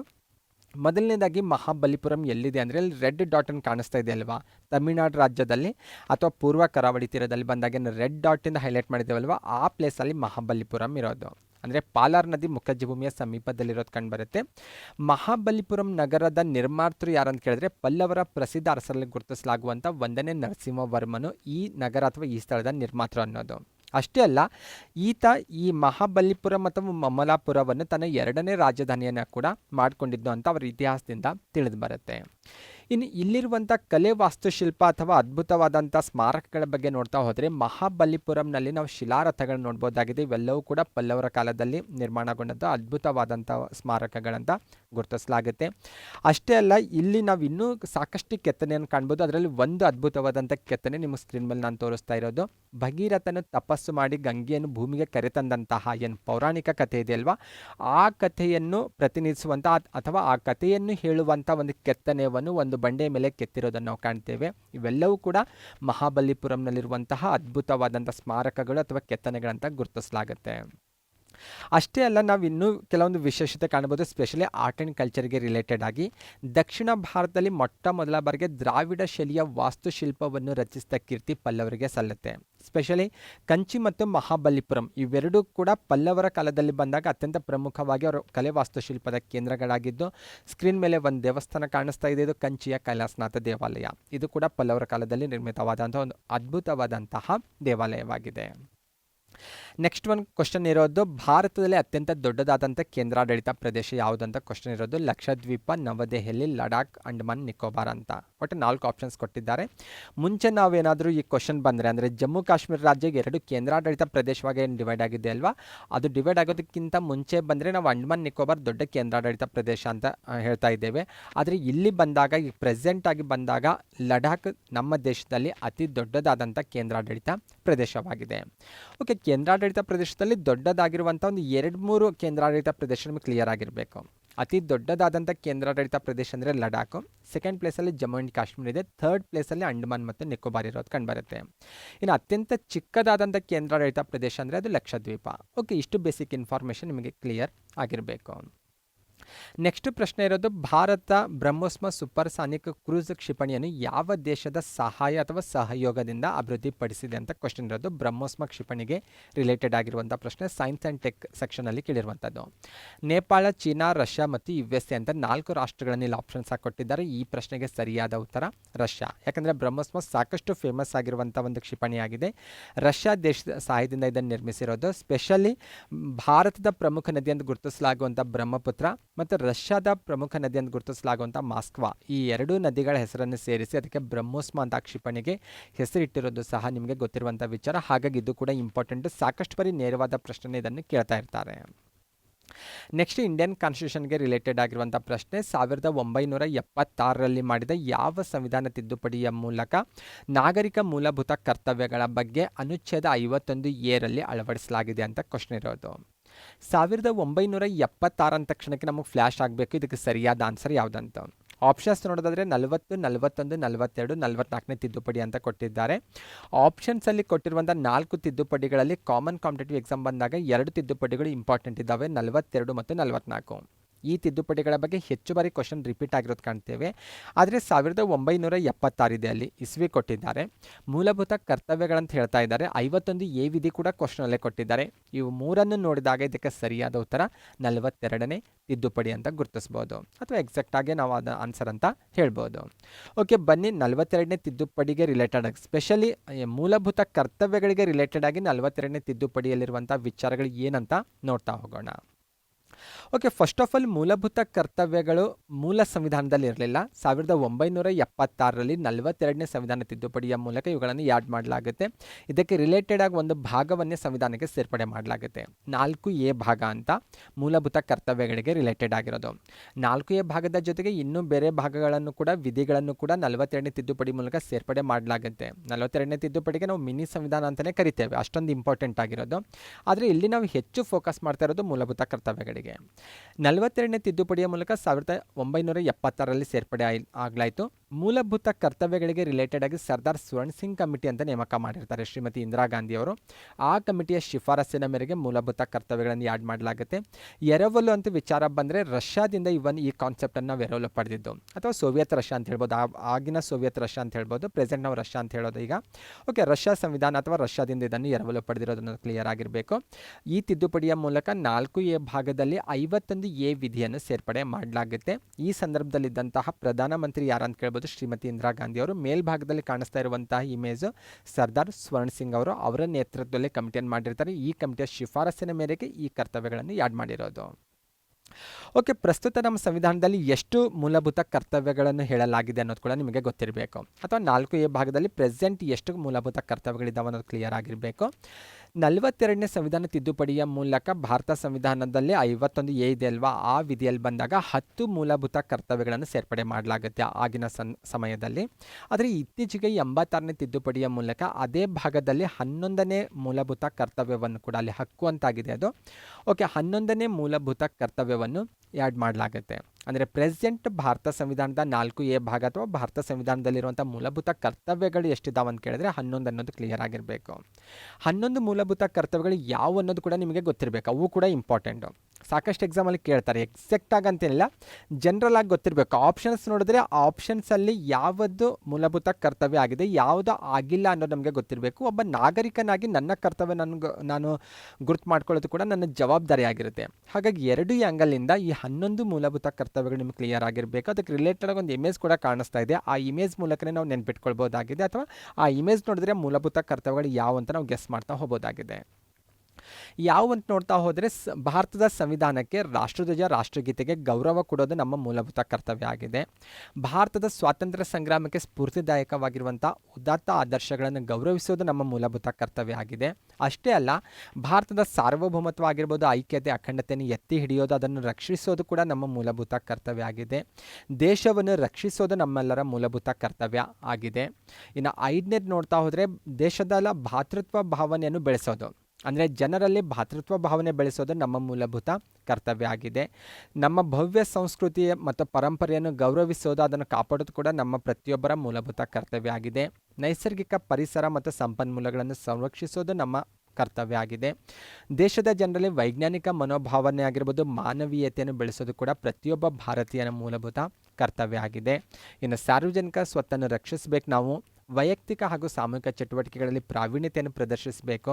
ಇನ್ನು 6ರಿಂದ 14 ವರ್ಷದೊಳಗಿನ ಮಗುವಿಗೆ ಶಿಕ್ಷಣವನ್ನು ಕಲ್ಪಿಸ್ಕೊಡೋದು, ಶಿಕ್ಷಣ ಪಡೆಯಲು ಅವಕಾಶ ಕಲ್ಪಿಸ್ಕೊಡೋದು ಆತನ ತಂದೆ ತಾಯಿ ಅಥವಾ ಪೋಷಕರ ಮೂಲಭೂತ ಕರ್ತವ್ಯ ಆಗಿದೆ. ಈ ರೀತಿ 11 ಮೂಲಭೂತ ಕರ್ತವ್ಯಗಳು ಎಕ್ಸಾಕ್ಟಾಗಿ ಗೊತ್ತಿರಲೇಬೇಕು ನಿಮಗೆ. ಇದು ನಾವು ನಾಗರಿಕರಾಗಿ ಕೂಡ ನಮ್ಮ ಜವಾಬ್ದಾರಿ ಆಗಿದೆ, ಮತ್ತು ಒಬ್ಬ ಕಾಂಪಿಟೇಟಿವ್ ಎಕ್ಸಾಮ್ ಬರೆಯುವಂಥ ಸ್ಪರ್ಧಾರ್ಥಿಯಾಗಿ ಕೂಡ ನನಗೆ ಇಂಪಾರ್ಟೆಂಟ್ ಆಗಿರೋದು. ನೆಕ್ಸ್ಟ್ ಒಂದು ಭಾರತದ ಒಕ್ಕೂಟ ಕಾರ್ಯಾಂಗ ಒಳಗೊಂಡಿರುವುದು. ಅಂದರೆ ಭಾರತದ ಒಕ್ಕೂಟ ಕಾರ್ಯಾಂಗ ಯಾರನ್ನು ಒಳಗೊಂಡಿದೆ ಅಂತ ಪ್ರಶ್ನೆ ಇರೋದು. ರಾಷ್ಟ್ರಪತಿ, ಉಪರಾಷ್ಟ್ರಪತಿ, ಮಂತ್ರಿಮಂಡಲ ಮತ್ತು ಮೇಲಿನ ಎಲ್ಲರೂ ಅಂತ ಇರೋದು. ಓಕೆ, ಒಕ್ಕೂಟ ಕಾರ್ಯಾಂಗ ಅಂದರೆ ಕೇಂದ್ರ ಕಾರ್ಯಾಂಗಕ್ಕೆ ರಿಲೇಟೆಡ್ ಕ್ವಶನ್ ಕೇಳ್ತಾ ಇದ್ದಾರೆ. ಈ ಪ್ರಶ್ನೆಗೆ ಸರಿಯಾದ ಉತ್ತರ ಮೇಲಿನ ಎಲ್ಲರೂ ಅಂತಿರೋದು. ಓಕೆ, ಬನ್ನಿ, ಭಾರತದ ಒಕ್ಕೂಟ ಕಾರ್ಯಾಂಗ ಅಥವಾ ಕೇಂದ್ರ ಕಾರ್ಯಾಂಗ ಯಾರನ್ನು ಒಳಗೊಂಡಿರುತ್ತೆ. ಇಲ್ಲಿ ರಾಷ್ಟ್ರಪತಿ, ಉಪರಾಷ್ಟ್ರಪತಿ, ಮಂತ್ರಿಮಂಡಲ ಅಂತ ಕಾಂಪಿಟೇಟಿವ್ ಎಕ್ಸಾಮ್ ಅಥವಾ MCQ ಅಲ್ಲಿ ಬಂದಾಗ ಆಪ್ಷನ್ಸನ್ನು ಕ್ರಿಯೇಟ್ ಮಾಡಿರೋದು. ಆದರೆ ಡೀಟೇಲ್ ಆಗಿ ಬಂದಾಗ ಇದರಲ್ಲಿ ಯಾರು ಇರ್ತಾರೆ ಅನ್ನೋದು ಓವರಾಲ್ ಕಾನ್ಸೆಪ್ಟ್ ನಮಗೆ ಗೊತ್ತಿರಲೇಬೇಕು. ಮೊದಲನೇದಾಗಿ ಕೇಂದ್ರ ಕಾರ್ಯಾಂಗ ಅಂದರೆ ಅದ್ರ ಜವಾಬ್ದಾರಿ ಏನಂತ ನಮಗೆ ಅರ್ಥ ಆಗಬೇಕು. ಕೇಂದ್ರ ಸರ್ಕಾರದ ಕಾರ್ಯಕ್ರಮಗಳನ್ನು ನೀತಿಗಳನ್ನು ಅನುಷ್ಠಾನಕ್ಕೆ ತರೋದ್ರ ಮೂಲಕ ದೇಶದ ಆಡಳಿತ ನಡೆಸ್ಕೊಂಡು ಹೋಗುವಂಥ ಒಂದು ವಿಭಾಗ ಅನ್ನೋದು ಕ್ಲಿಯರ್ ಆಗಿರಬೇಕು. ಸಂವಿಧಾನದ 5ನೇ ಭಾಗದಲ್ಲಿರುವಂಥ 52ರಿಂದ 78ರವರೆಗಿನ ವಿಧಿಗಳು ಇದಕ್ಕೆ ರಿಲೇಟೆಡ್ ಆಗಿದ್ದಾವೆ, ಕೇಂದ್ರ ಕಾರ್ಯಾಂಗಕ್ಕೆ ರಿಲೇಟೆಡ್ ಆಗಿರೋದು. ಇದು ಯಾರನ್ನು ಒಳಗೊಂಡಿರುತ್ತೆ ಅಂದರೆ ರಾಷ್ಟ್ರಪತಿಯನ್ನು ಒಳಗೊಂಡಿರುತ್ತೆ, ಉಪರಾಷ್ಟ್ರಪತಿಯನ್ನು ಒಳಗೊಂಡಿರುತ್ತೆ, ಪ್ರಧಾನಮಂತ್ರಿಗಳನ್ನು, ಅವರ ನೇತೃತ್ವದ ಕೇಂದ್ರ ಮಂತ್ರಿಮಂಡಲವನ್ನು ಮತ್ತು ಅಟಾರ್ನಿ ಜನರಲನ್ನು ಒಳಗೊಂಡಿರುತ್ತೆ. ಇಷ್ಟು ವಿಚಾರ ಕ್ಲಿಯರ್ ಆಗಿರಬೇಕು. ಕ್ವಶನಲ್ಲಿ ಬಂದಾಗ ಜಸ್ಟ್ ಮೂವರನ್ನು ಮಾತ್ರ ಆಪ್ಷನ್ಸ್ ಆಗಿ ಕೊಟ್ಟಿದ್ರು, ಆದರೆ ಓವರಾಲ್ ಆಗಿ ಗೊತ್ತಿರಬೇಕು ನಿಮಗೆ ರಾಷ್ಟ್ರಪತಿ, ಉಪರಾಷ್ಟ್ರಪತಿ, ಪ್ರಧಾನಿ, ಕೇಂದ್ರ ಮಂತ್ರಿಮಂಡಲ ಮತ್ತು ಅಟಾರ್ನಿ ಜನರಲ್ ಇವರನ್ನು ಒಳಗೊಂಡಿರುತ್ತೆ ಅಂತ. ಅಥವಾ ಅಲ್ಲಿರುವಂಥ ವ್ಯಕ್ತಿಗಳ ಇಮೇಜ್ ನೋಡಿದ್ರೆ ನಿಮಗೊಂದು ಕಾನ್ಸೆಪ್ಟ್ ಬರುತ್ತೆ. ಪ್ರೆಸೆಂಟ್ ಇರುವಂಥ ವ್ಯಕ್ತಿಗಳನ್ನ ನಾನು ಅಲ್ಲಿ ಆ್ಯಡ್ ಮಾಡಿರೋದು ಕ್ಲಿಯರ್ ಆಗಿರಬೇಕು. ಇದರ ಜೊತೆಗೆ ನೀವು ಇಲ್ಲಿ ಇನ್ನೊಂದು ಕಾನ್ಸೆಪ್ಟ್ ಕೂಡ ಕ್ಲಿಯರ್ ಮಾಡ್ಕೋಬೇಕು. ರಾಜ್ಯ ಕಾರ್ಯಾಂಗ ಅಂತ ಬಂದಾಗ ಅಲ್ಲಿ ಯಾರು ಇರ್ತಾರೆ ಅನ್ನೋದು. ಓಕೆ, ರಾಜ್ಯ ಕಾರ್ಯಾಂಗ ಅಂದರೆ ಇಲ್ಲಿರುವಂತಹ ಹುದ್ದೆಗಳಿಗೆ ಹೋಲಿಕೆ ಆಗುವಂಥ ಹುದ್ದೆಗಳು ರಾಜ್ಯ ಕಾರ್ಯಾಂಗದಲ್ಲಿ ಯಾವ ಹುದ್ದೆಗಳು ಗುರುತಿಸ್ತೇವಲ್ವ ಆ ಹುದ್ದೆಗಳನ್ನೇ ಆನ್ಸರ್ ಆಗಿ ಕೊಡ್ಬೋದು. ಅಂದರೆ ಕೇಂದ್ರ ಕಾರ್ಯಾಂಗದಲ್ಲಿ ರಾಷ್ಟ್ರಪತಿ ಇದ್ದಾರೆ, ಅವರಿಗೆ ಹೋಲಿಕೆ ಆಗುವಂಥ ಹುದ್ದೆ ರಾಜ್ಯ ಕಾರ್ಯಾಂಗದಲ್ಲಿ ಬಂದಾಗ ರಾಜ್ಯಪಾಲರ ಹುದ್ದೆ ಇದೆ, ಹಾಗಾಗಿ ರಾಜ್ಯಪಾಲರು ರಾಜ್ಯ ಕಾರ್ಯಾಂಗದಲ್ಲಿ ಇರ್ತಾರೆ ಅನ್ನೋದು ಕ್ಲಿಯರ್ ಆಗಿರಬೇಕು. ಉಪರಾಷ್ಟ್ರಪತಿ ಅನ್ನುವಂಥ ಅಲ್ಲಿ ಹೆಸರು ಕಾಣಿಸ್ತಾ ಇದೆ, ಆದರೆ ರಾಜ್ಯ ಕಾರ್ಯಾಂಗದಲ್ಲಿ ಉಪರಾಷ್ಟ್ರಪತಿಗೆ ಹೋಲಿಕೆ ಆಗುವಂಥ ಹುದ್ದೆ ಯಾವುದೂ ಇಲ್ಲ, ಹಾಗಾಗಿ ರಾಜ್ಯ ಕಾರ್ಯಾಂಗದಲ್ಲಿ ಬಂದಾಗ ಉಪರಾಷ್ಟ್ರಪತಿ ಅಥವಾ ಅವರಿಗೆ ಹೋಲಿಕೆ ಆಗುವಂತಹ ಹುದ್ದೆ ನಾವಿಲ್ಲಿ ಆ್ಯಡ್ ಮಾಡ್ತಾ ಇಲ್ಲ. ಪ್ರಧಾನಮಂತ್ರಿಗೆ ಹೋಲಿಕೆ ಆಗುವಂಥ ಹುದ್ದೆ ರಾಜ್ಯ ಕಾರ್ಯಾಂಗದಲ್ಲಿ ಬಂದಾಗ ಮುಖ್ಯಮಂತ್ರಿ ಇದ್ದಾರೆ, ಕೇಂದ್ರ ಮಂತ್ರಿಮಂಡಲಕ್ಕೆ ಹೋಲಿಕೆ ಆಗೋದು ರಾಜ್ಯ ಮಂತ್ರಿಮಂಡಲ, ಅಟಾರ್ನಿ ಜನರಲ್ಗೆ ಹೋಲಿಕೆ ಆಗುವಂಥ ಹುದ್ದೆ ಅಡ್ವೊಕೇಟ್ ಜನರಲ್. ಅಂದರೆ ರಾಜ್ಯ ಕಾರ್ಯಾಂಗ ಅಂತ ಬಂದರೆ ಅಲ್ಲಿ ರಾಜ್ಯಪಾಲರು ಇರ್ತಾರೆ, ಮುಖ್ಯಮಂತ್ರಿ ಇರ್ತಾರೆ, ರಾಜ್ಯ ಮಂತ್ರಿಮಂಡಲ ಇರುತ್ತೆ ಮತ್ತು ಅಡ್ವೊಕೇಟ್ ಜನರಲನ್ನು ಒಳಗೊಂಡಿರುತ್ತೆ ಅನ್ನೋದು ಕ್ಲಿಯರ್ ಆಗಿರಬೇಕು. ನೆಕ್ಸ್ಟ್ ಪ್ರಶ್ನೆ ಇರೋದು ಭಾರತದ ಚುನಾವಣಾ ಆಯೋಗಕ್ಕೆ ರಿಲೇಟೆಡ್ ಆಗಿರೋದು. ಭಾರತೀಯ ಚುನಾವಣಾ ಆಯೋಗಕ್ಕೆ ಸಂಬಂಧಿಸಿದಂತೆ ಕೆಳಗಿನ ಯಾವ ಹೇಳಿಕೆ ಸರಿಯಾಗಿರುವುದಿಲ್ಲ ಅಂತ ಕ್ವಶನ್ ಇದೆ. 4 ಸ್ಟೇಟ್ಮೆಂಟ್ ಕೊಟ್ಟಿದ್ದಾರೆ, ಅದರಲ್ಲಿ ಯಾವುದು ತಪ್ಪು ಅಂತ ನಾವು ಗುರುತಿಸಬೇಕು. ಆಪ್ಷನ್ ಸಿ ಎ ಇರೋದು ಭಾರತೀಯ ಚುನಾವಣಾ ಆಯೋಗ ಸಂವಿಧಾನದ ಶಾಶ್ವತ ಸಂಸ್ಥೆಯಾಗಿದೆ ಅಂತ ಇರೋದು. ಆಪ್ಷನ್ಸ್ ಬಿ ಇರೋದು ಇದನ್ನು ಜನವರಿ 25, 1950 ಸಂವಿಧಾನದ ಅನುಗುಣವಾಗಿ ಸ್ಥಾಪಿಸಲಾಗಿದೆ ಅಂತಿರೋದು. ಆಪ್ಷನ್ ಸಿ ಇರೋದು ರಾಷ್ಟ್ರಪತಿಯವರು ಮುಖ್ಯ ಚುನಾವಣಾ ಆಯುಕ್ತರನ್ನು ನೇಮಿಸುತ್ತಾರೆ ಅಂತಿರೋದು. ಇನ್ನು ಕೊನೆಯ ಆಪ್ಷನ್ಸ್ ಇರೋದು ಇವರ ಅಧಿಕಾರಾವಧಿ 5 ವರ್ಷ ಅಥವಾ 62 ವರ್ಷದ ವಯಸ್ಸಿನವರೆಗೆ ಯಾವುದು ಮೊದಲು ಅದು ಹೊಂದಿರುತ್ತದೆ ಅಂತಿದೆ. ಈ 4 ಆಪ್ಷನ್ಸ್ ಅನ್ನು ನೋಡಿದಾಗ ಇದರಲ್ಲಿ ಕೊನೆಯ ಆಪ್ಷನ್ಸ್ ತಪ್ಪಾಗಿರೋದು ಕಂಡುಬರುತ್ತೆ. ಅವರ ಅಧಿಕಾರಾವಧಿಗೆ ರಿಲೇಟೆಡ್ ಆಗಿರುವಂಥ ಸ್ಟೇಟ್ಮೆಂಟ್ ತಪ್ಪಾಗಿದೆ, ರಿಮೈನಿಂಗ್ 3 ಸ್ಟೇಟ್ಮೆಂಟ್ಸ್ಗಳು ಕರೆಕ್ಟ್ ಆಗಿದ್ದಾವೆ ಅನ್ನೋದು. ಓಕೆ, ಬನ್ನಿ ಓವರಾಲ್ ಆಗಿ ಇದ್ರ ಬಗ್ಗೆ ಸ್ವಲ್ಪ ಚರ್ಚೆ ಮಾಡ್ತಾ ಹೋಗೋಣ.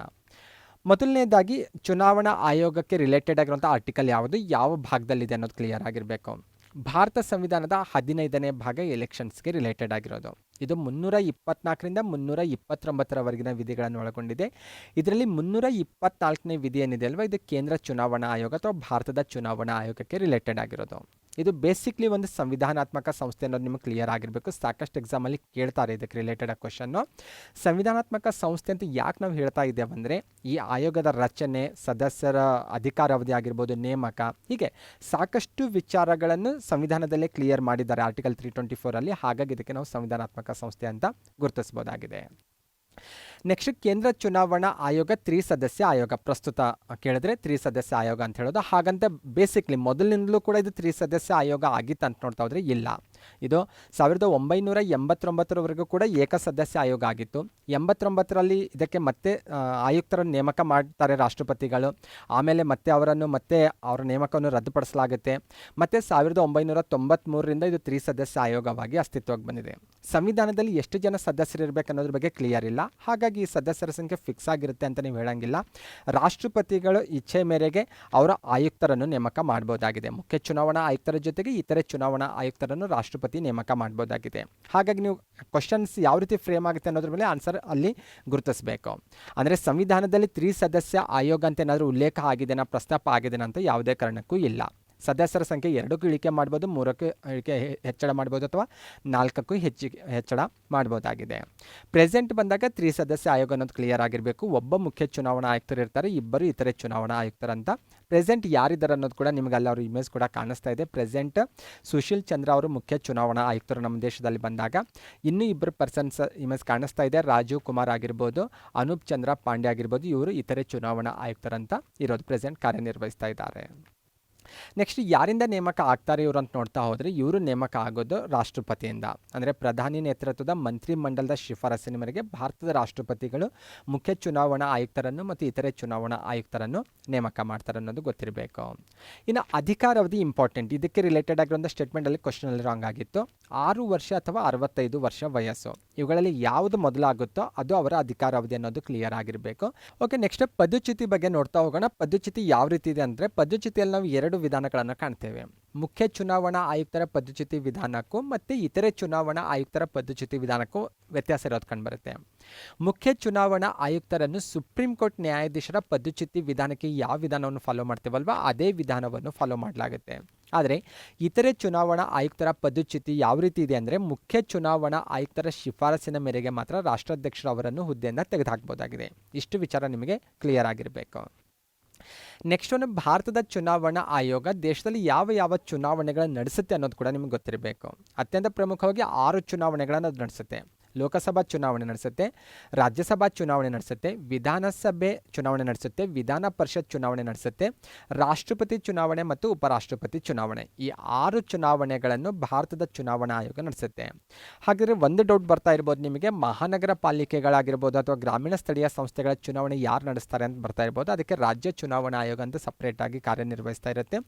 ಕೇಂದ್ರ ಚುನಾವಣಾ ಆಯೋಗ ಈ 6 ಚುನಾವಣೆಗಳು ನಡೆಸೋದು ಮಾತ್ರ ನೀವು ಗಮನಿಸಬೇಕಿಲ್ಲಿ. ನೆಕ್ಸ್ಟ್ ಒಂದು, ಕೇಂದ್ರ ಚುನಾವಣಾ ಆಯೋಗ ಅಥವಾ ಭಾರತದ ಚುನಾವಣಾ ಆಯೋಗ ಯಾವಾಗ ಅಸ್ತಿತ್ವಕ್ಕೆ ಬಂತು ಮತ್ತು ಆ ದಿನದ ವಿಶೇಷತೆ ಏನಾದರೂ ಇದೆಯಾ ಅಂತ ನೋಡ್ತಾ ಹೋದರೆ ಒಂದೆರಡು ಪಾಯಿಂಟ್ಸ್ ಇಂಪಾರ್ಟೆಂಟ್ ಆಗ್ತವೆ. ಭಾರತದ ಚುನಾವಣಾ ಆಯೋಗ ಜನವರಿ 25, 1950 ಅಸ್ತಿತ್ವಕ್ಕೆ ಬಂತು. ಈ ದಿನವನ್ನು ನಾವು ರಾಷ್ಟ್ರೀಯ ಮತದಾರರ ದಿನ ಅಂತ ಕೂಡ ಆಚರಿಸ್ತೇವೆ. ಸಾಕಷ್ಟು ಬಾರಿ ಎಕ್ಸಾಮಲ್ಲಿ ಕ್ವಶನ್ಸ್ ಕೇಳ್ತಾ ಇರ್ತಾರೆ, ಹಾಗಾಗಿ ಇದಕ್ಕೆ ರಿಲೇಟೆಡ್ ಆಗಿ ಇವಿಷ್ಟು ವಿಚಾರ ನಿಮಗೆ ಗೊತ್ತಿರಲೇಬೇಕು. ನೆಕ್ಸ್ಟ್ ಮತ್ತೆ ಐಸಿಗೆ ರಿಲೇಟೆಡ್ ಆಗಿರುವಂಥ ಪ್ರಶ್ನೆ ಇದೆ. ಹೊಂದಿಸಿ ಬರೆಯಿರಿ ಅನ್ನುವಂಥ ಮಾಡೆಲಲ್ಲಿ ಕ್ವಶನ್ ಕೊಟ್ಟಿದ್ದಾರೆ. ಒಂದು ಭಾಗದಲ್ಲಿ ಅನುಚ್ಛೇದ ಕೊಟ್ಟಿದ್ದಾರೆ, ಆರ್ಟಿಕಲ್ಸ್ ಕೊಟ್ಟಿದ್ದಾರೆ, ಮತ್ತೊಂದು ಭಾಗದಲ್ಲಿ ಅದಕ್ಕೆ ರಿಲೇಟೆಡ್ ಆಗಿರುವಂಥ ಎಕ್ಸ್ಪ್ಲೇನ್ ಕೊಟ್ಟಿದ್ದಾರೆ. ಎಸ್ಪೆಷಲಿ ಮೂಲಭೂತ ಹಕ್ಕುಗಳಿಗೆ ರಿಲೇಟೆಡ್ ಆಗಿರುವಂಥ ಕ್ವಶನ್ ಇದಾಗಿದೆ. ಆರ್ಟಿಕಲ್ 24 ಇದೆ, 17 ಇದೆ, 18 ಮತ್ತು 16 ಇದೆ. ಇನ್ನು ಮೂಲಭೂತ ಹಕ್ಕುಗಳಿಗೆ ರಿಲೇಟೆಡ್ ಆಗಿರುವಂಥ ಎಕ್ಸ್ಪ್ಲೇನ್ ನೋಡೋದಾದರೆ, ಮೊದಲನೇ ಆಪ್ಷನ್ಸಲ್ಲಿರೋದು ಸಾರ್ವಜನಿಕ ಸೇವೆಗಳಲ್ಲಿ ಸಮಾನ ಅವಕಾಶ ಅಂತಿದೆ, ಬಿರುದುಗಳ ರದ್ದತಿ ಇದೆ, ಕಾರ್ಖಾನೆ ಮತ್ತು ಇತ್ಯಾದಿಗಳಲ್ಲಿ ಬಾಲಕಾರ್ಮಿಕರ ನಿಷೇಧ ಇದೆ ಮತ್ತು ಅಸ್ಪೃಶ್ಯತೆ ನಿರ್ಮೂಲನೆ ಅಂತ ಸ್ಟೇಟ್ಮೆಂಟ್ ಇರೋದು ಕಂಡುಬರುತ್ತೆ. ಇಲ್ಲಿ ಕೆಲವೊಂದು ಇಂಪಾರ್ಟೆಂಟ್ ಆಗಿರುವಂಥ ವಿಚಾರಗಳನ್ನ ನಾವು ಇನ್ನೂ ಫೋಕಸ್ ಮಾಡ್ಬೋದು. ಎಲ್ಲ ಆರ್ಟಿಕಲ್ಸು ಇಂಪಾರ್ಟೆಂಟೇ ಇದ್ದಾವೆ, ಅದರಲ್ಲಿ ಸ್ಪೆಷಲಿ ಅಸ್ಪೃಶ್ಯತೆ ನಿರ್ಮೂಲನೆ ಅಂತ ತಕ್ಷಣಕ್ಕೆ ನಮಗೆಲ್ಲ ನೆನಪಿಗೆ ಬರೋದು ಆರ್ಟಿಕಲ್ 17, ಅದನ್ನು ನಾವು ಅದಕ್ಕೆ ಹೊಂದಿಸ್ಬೋದಾಗಿದೆ. ಬಾಲಕಾರ್ಮಿಕ ನಿಷೇಧ ಅಂತ ತಕ್ಷಣಕ್ಕೆ ನಮಗೆ ಆರ್ಟಿಕಲ್ 24 ನಮಗೆ ಗುರುತಿಸ್ಬೋದು. ಬಿರುದುಗಳ ರದ್ದತಿ ಅಂದರೆ 18. ಇನ್ನು ಕೊನೆಯದಾಗಿ ಉಳಿದಿರೋದು ಒಂದು, ಸಾರ್ವಜನಿಕ ಸೇವೆಗಳಲ್ಲಿ ಎಲ್ಲರಿಗೂ ಸಮಾನ ಅವಕಾಶ ಅಂದರೆ ಆರ್ಟಿಕಲ್ 16. ಓಕೆ, ಇದಕ್ಕೆ ಸರಿಯಾದಂತಹ ಆನ್ಸರ್ ಅಂದರೆ ಆಪ್ಷನ್ಸ್ ಬಿ ಅಂತ ಗುರುತಿಸ್ಬೋದು. ಓಕೆ, ಬನ್ನಿ, ಜಸ್ಟ್ ನಮಗೆ ಇದಿಷ್ಟೇ ಇನ್ಫಾರ್ಮೇಷನ್ ಇದ್ದರೆ ಗೊತ್ತಾಗಲ್ಲ, ಇದ್ರ ಜೊತೆಗೆ ಇನ್ನೂ ಕೆಲವೊಂದು ಇನ್ಫಾರ್ಮೇಷನ್ ನಾವು ಕ್ಲಿಯರ್ ಮಾಡ್ಕೊಳ್ಳೇಬೇಕು ಕಾಂಪಿಟೇಟಿವ್ ಎಕ್ಸಾಮ್ ಪರ್ಪೋಸಿಂದ. ಮೊದಲನೇದಾಗಿ ಆರ್ಟಿಕಲ್ 16 ಬಗ್ಗೆ ನೋಡ್ತಾ ಹೋಗೋಣ. 16(1) ಈ ವಿಧಿ ನಮಗೆ ಕ್ಲಿಯರ್ ಮಾಡೋದು ಸಾರ್ವಜನಿಕ ಉದ್ಯೋಗದಲ್ಲಿ ಎಲ್ಲರಿಗೂ ಸಮಾನ ಅವಕಾಶ ಕಲ್ಪಿಸ್ಕೊಡ್ಬೇಕು ಎಲ್ಲ ಪ್ರಜೆಗಳಿಗೂ ಅಂತ ಹೇಳೋದು. 16(2) ವಿಧಿ ಏನಿದೆ ಅಲ್ವಾ, ಇದು ರಾಜ್ಯದ ಅಧೀನಕ್ಕೊಳಪಟ್ಟಂತಹ ಸಾರ್ವಜನಿಕ ಹುದ್ದೆಗಳ ನೇಮಕಾತಿ ಸಂದರ್ಭದಲ್ಲಿ ಧರ್ಮ, ಮೂಲವಂಶ, ಜಾತಿ, ಲಿಂಗ, ಸಂತತಿ, ಜನ್ಮಸ್ಥಳ ಅಥವಾ ವಾಸಸ್ಥಳ ಆಗಿರ್ಬೋದು ಅಥವಾ ಇವುಗಳಲ್ಲಿ ಯಾವುದಾದ್ರೂ ಒಂದನ್ನು ಆಧರಿಸಿ ಪ್ರಜೆಯನ್ನು ಯಾವುದೇ ಕಾರಣಕ್ಕೂ ತಾರತಮ್ಯ ಮಾಡೋ ಅಂತಿಲ್ಲ ಅನ್ನೋದನ್ನಿದು ಕ್ಲಿಯರ್ ಮಾಡುತ್ತೆ. ನೆಕ್ಸ್ಟ್ 16(3) ಈ ವಿಧಿಯ ಪ್ರಕಾರ ವಾಸಸ್ಥಾನವನ್ನು ಒಂದು ಅರ್ಹತೆಯನ್ನಾಗಿ ಸಂಸತ್ತು ಗೊತ್ತುಪಡಿಸಬಹುದಾಗಿದೆ, ಇದು ಕ್ಲಿಯರ್ ಆಗಿರಬೇಕು. ಇನ್ನು 16(4) ಪ್ರಕಾರ ರಾಜ್ಯ ಸೇವೆಯಲ್ಲಿ ಸೂಕ್ತ ಪ್ರಾತಿನಿಧ್ಯ ಹೊಂದಿರದಂತಹ ಯಾವುದೇ ಹಿಂದುಳಿದ ವರ್ಗಕ್ಕೆ ರಾಜ್ಯವು ನೇಮಕಾತಿಯಲ್ಲಿ ಮೀಸಲಾತಿ ಸೌಲಭ್ಯ ಕಲ್ಪಿಸ್ಕೊಡ್ಬೋದಾಗಿದೆ. ಇನ್ನು 16(6) ಇತ್ತೀಚೆಗೆ ಹೆಚ್ಚು ಚರ್ಚೆಯಲ್ಲಿರೋದು, ಕರೆಂಟ್ ಅಫೇರ್ಸಲ್ಲಿ ಕೂಡ ನಾವು ಅದನ್ನು ಚರ್ಚೆ ಮಾಡಿದ್ದೇವೆ ಸಾಕಷ್ಟು ಬಾರಿ. ಇದುವರೆಗೂ ಯಾವುದೇ ಮೀಸಲಾತಿ ಪಡೆಯದೇ ಇರುವಂತಹ ಆರ್ಥಿಕವಾಗಿ ಹಿಂದುಳಿದ ವರ್ಗದ ಜನರಿಗೆ ಶಿಕ್ಷಣ ಮತ್ತು ಸಾರ್ವಜನಿಕ ಉದ್ಯೋಗದಲ್ಲಿ 10% ಮೀಸಲಾತಿ ಸೌಲಭ್ಯ ಕಲ್ಪಿಸಿಕೊಡೋದಾಗಿದೆ. 103ನೇ ಸಂವಿಧಾನ ತಿದ್ದುಪಡಿ ಕಾಯ್ದೆ ಮೂಲಕ ಇದನ್ನು ಜಾರಿಗೆ ತರಲಾಗಿದೆ. ಇಷ್ಟು ವಿಚಾರ ಆರ್ಟಿಕಲ್ 16ಗೆ ರಿಲೇಟೆಡ್ ಆಗಿ ನಿಮಗೆ ಕ್ಲಿಯರ್ ಆಗಿರಲೇಬೇಕು. ಆರ್ಟಿಕಲ್ 17 ಅಸ್ಪೃಶ್ಯತೆಯನ್ನು ನಿಷೇಧ ಮಾಡುತ್ತೆ. ಇದು ಸಾಕಷ್ಟು ಬಾರಿ ರಿಪೀಟ್ ಆಗಿದೆ ಕ್ವಶನ್, ಸ್ಪೆಷಲಿ ಪೊಲೀಸ್ ಮತ್ತು PSI ಎಕ್ಸಾಮಲ್ಲಿ ಅಗೇನ್ ಈ ಕ್ವಶನ್ ಕೇಳ್ತಾನೆ ಇರ್ತಾರೆ, ಹಾಗಾಗಿ ಇಂಪಾರ್ಟೆಂಟ್ ಅಂತ ಗುರುತಿಸ್ಬೋದು. ಇದು ಅಸ್ಪೃಶ್ಯತೆ ನಿಷೇಧ ಮಾಡುವಂತಹ ಆರ್ಟಿಕಲ್ ಯಾವುದಂತ ಕೇಳ್ಬೋದು, ಆರ್ಟಿಕಲ್ 17. ಭಾರತ ಸರ್ಕಾರ ಇದಕ್ಕೆ ಪೂರಕವಾಗಿ ಕಾಯ್ದೆಗಳನ್ನು ಸಹ ಜಾರಿಗೆ ತಂದಿದೆ. 1955ರಲ್ಲಿಯೇ ಅನ್ಟಚಬಿಲಿಟಿ ಅಫೆನ್ಸ್ ಆ್ಯಕ್ಟನ್ನು ಭಾರತ ಸರ್ಕಾರ ಜಾರಿಗೆ ತಂದಿದೆ. ಈ ಕಾಯ್ದೆಗೆ 1976ರಲ್ಲಿ ಮತ್ತೆ ಕೆಲ ತಿದ್ದುಪಡಿ ಮಾಡಿ ಅದನ್ನು ಮರುನಾಮಕರಣ ಮಾಡಲಾಗುತ್ತೆ. Protection of civil rights act ಅನ್ನುವಂಥ ಅದನ್ನು ಮರುನಾಮಕರಣ ಮಾಡಿ ಹೊಸ ಹೆಸರೊಂದಿಗೆ ಆ ಕಾಯ್ದೆಯನ್ನು ಜಾರಿಗೆ ತರಲಾಗುತ್ತೆ. ಈ ಎರಡು ಕಾಯ್ದೆಗಳು ಕೂಡ ಇಂಪಾರ್ಟೆಂಟ್ ಅಂತ ಗುರುತಿಸಲಾಗುತ್ತೆ. ನೆಕ್ಸ್ಟ್ ಆರ್ಟಿಕಲ್ 18 ಇದು ಬಿರುದುಗಳ ರದ್ದತಿಗೆ ರಿಲೇಟೆಡ್ ಆಗಿರೋದು. ಅಂದರೆ ಸೈನ್ಯಕ್ಕೆ ಮತ್ತು ಶಿಕ್ಷಣಕ್ಕೆ ಸಂಬಂಧಿಸಿದ ಬಿರುದುಗಳನ್ನು ಹೊರತುಪಡಿಸಿ ಇತರೆ ಯಾವುದೇ ರೀತಿಯ ಬಿರುದುಗಳನ್ನು ಪಡೆಯುವಂತಿಲ್ಲ. ಬಿರುದುಗಳು ಸಹ ಸಮಾನತೆ ಹಕ್ಕಿಗೆ ಧಕ್ಕೆ ತರ್ತಾವನ್ನುವಂಥ ಕಾರಣಕ್ಕಾಗಿ ಸಂವಿಧಾನದ 18ನೇ ಆರ್ಟಿಕಲ್ನಲ್ಲಿ ಇವುಗಳನ್ನು ರದ್ದುಪಡಿಸಲಾಗಿದೆ. ಹಾಗಾದರೆ ಸೈನ್ಯಕ್ಕೆ ಮತ್ತು ಶಿಕ್ಷಣಕ್ಕೆ ಸಂಬಂಧಿಸಿದ ಬಿರುದುಗಳಿಂದ ಸಮಾನತೆಗೆ ಧಕ್ಕೆ ಬರೋದಿಲ್ವಾ ಅಂತ ನಿಮಗೆ ಡೌಟ್ಸ್ ಬರ್ತಾ ಇರ್ಬೋದು. ಆದರೆ ಇವನ್ನು ಬೇರೆ ಬೇರೆ ಕಾರಣಕ್ಕಾಗಿ ಎರಡು ರೀತಿಯ ಬಿರುದುಗಳಿಗೆ ಮಾತ್ರ ಅವಕಾಶ ಕಲ್ಪಿಸಿಕೊಡಲಾಗಿದೆ. ಸೈನ್ಯಕ್ಕೆ ಸಂಬಂಧಿಸಿದಂಥ ಬಿರುದುಗಳನ್ನು ನೀಡೋದ್ರಿಂದ ದೇಶ ರಕ್ಷಣೆಗೆ ಸೈನಿಕರಿಗೆ ಪ್ರೋತ್ಸಾಹ ನೀಡಿದಂಗೆ ಆಗುತ್ತೆ ಅನ್ನುವಂಥ ಕಾರಣಕ್ಕಾಗಿ ಅದಕ್ಕೆ ಸಂಬಂಧಿಸಿದ ಬಿರುದುಗಳನ್ನು ನೀಡಲಿಕ್ಕೆ ಅವಕಾಶ ಕಲ್ಪಿಸಿಕೊಡಲಾಗಿದೆ. ಇನ್ನು ಶಿಕ್ಷಣಕ್ಕೆ ಸಂಬಂಧಿಸಿದ ಬಿರುದುಗಳನ್ನು ನೀಡೋದ್ರಿಂದ ವೈಜ್ಞಾನಿಕ ವಿಚಾರಗಳಾಗಿರ್ಬೋದು, ಚಿಂತನೆ, ಸಂಶೋಧನೆಗಳಿಗೆ ಪ್ರೋತ್ಸಾಹ ನೀಡಬಹುದು ಅನ್ನುವಂಥ ಕಾರಣಕ್ಕಾಗಿ ಶಿಕ್ಷಣಕ್ಕೆ ಸಂಬಂಧಿಸಿದ ಬಿರುದುಗಳಿಗೆ ಅವಕಾಶ ಕಲ್ಪಿಸಿಕೊಡಲಾಗಿದೆ. ನೆಕ್ಸ್ಟ್ ಆರ್ಟಿಕಲ್ 24ಗೆ ರಿಲೇಟೆಡ್ ಆಗಿ ಕ್ವಶನ್ ಇತ್ತು. ಆರ್ಟಿಕಲ್ 24 ಫೋಕಸ್ ಮಾಡೋದು ಮಕ್ಕಳನ್ನು ಅಪಾಯಕಾರಿ ದುಡಿಮೆಗೆ ನೇಮಿಸಿಕೊಳ್ಳೋದನ್ನು ನಿಷೇಧ ಮಾಡುತ್ತೆ. ಇದಕ್ಕೆ ರಿಲೇಟೆಡ್ ಆಗಿ ಇನ್ನೂ ಕೆಲವೊಂದು ವಿಚಾರ ನೋಡ್ತಾ ಹೋದರೆ 14 ವರ್ಷದೊಳಗಿನ ಮಕ್ಕಳಿಗೆ ಇದು ಅನ್ವಯಿಸುತ್ತೆ. ಇದು ಕ್ಲಿಯರ್ ಆಗಿರಬೇಕು. ಇದಕ್ಕೆ ಪೂರಕವಾಗಿ ಭಾರತ ಸರ್ಕಾರ ಸಾಕಷ್ಟು ಕಾಯ್ದೆಗಳನ್ನು ಜಾರಿಗೆ ತಂದಿದೆ. ಹೆಚ್ಚು ಇಂಪಾರ್ಟೆಂಟ್ ಆಗಿರುವಂಥ ಕಾಯ್ದೆ ಅಂದರೆ 1986ರಲ್ಲಿ ಜಾರಿಗೆ ತಂದಿರುವಂಥ ಕಾಯ್ದೆ. ಇದಕ್ಕೆ ಬಾಲಕಾರ್ಮಿಕ ನಿಷೇಧ ಕಾಯ್ದೆ ಅಂತ ಕರೆಯಲಾಗುತ್ತೆ. ಅಂದರೆ ಆರ್ಟಿಕಲ್ 24 ಪ್ರಕಾರ ಮಕ್ಕಳನ್ನು ಅಪಾಯಕಾರಿ ದುಡಿಮೆಗೆ ನೇಮಿಸಿಕೊಳ್ಳಂಗಿಲ್ಲ. ನೇಮಿಸಿಕೊಂಡ್ರೆ ಅದು ಶಿಕ್ಷಾರ್ಹ ಅಪರಾಧ ಅಥವಾ ಆ ಮಗುವಿನ ಮೂಲಭೂತ ಹಕ್ಕಿಗೆ ಧಕ್ಕೆ ತಂದಂಗೆ ಅನ್ನೋದು ಕ್ಲಿಯರ್ ಆಗಿರಬೇಕು. ಓಕೆ, ಇವಿಷ್ಟು 25 ಪ್ರಶ್ನೆಗಳ ಚರ್ಚೆ ಆಗಿತ್ತು. ಮತ್ತೆ ಮುಂದಿನ ವಿಡಿಯೋದಲ್ಲಿ ಭೇಟಿಯಾಗೋಣ. ನಮಸ್ಕಾರಗಳು.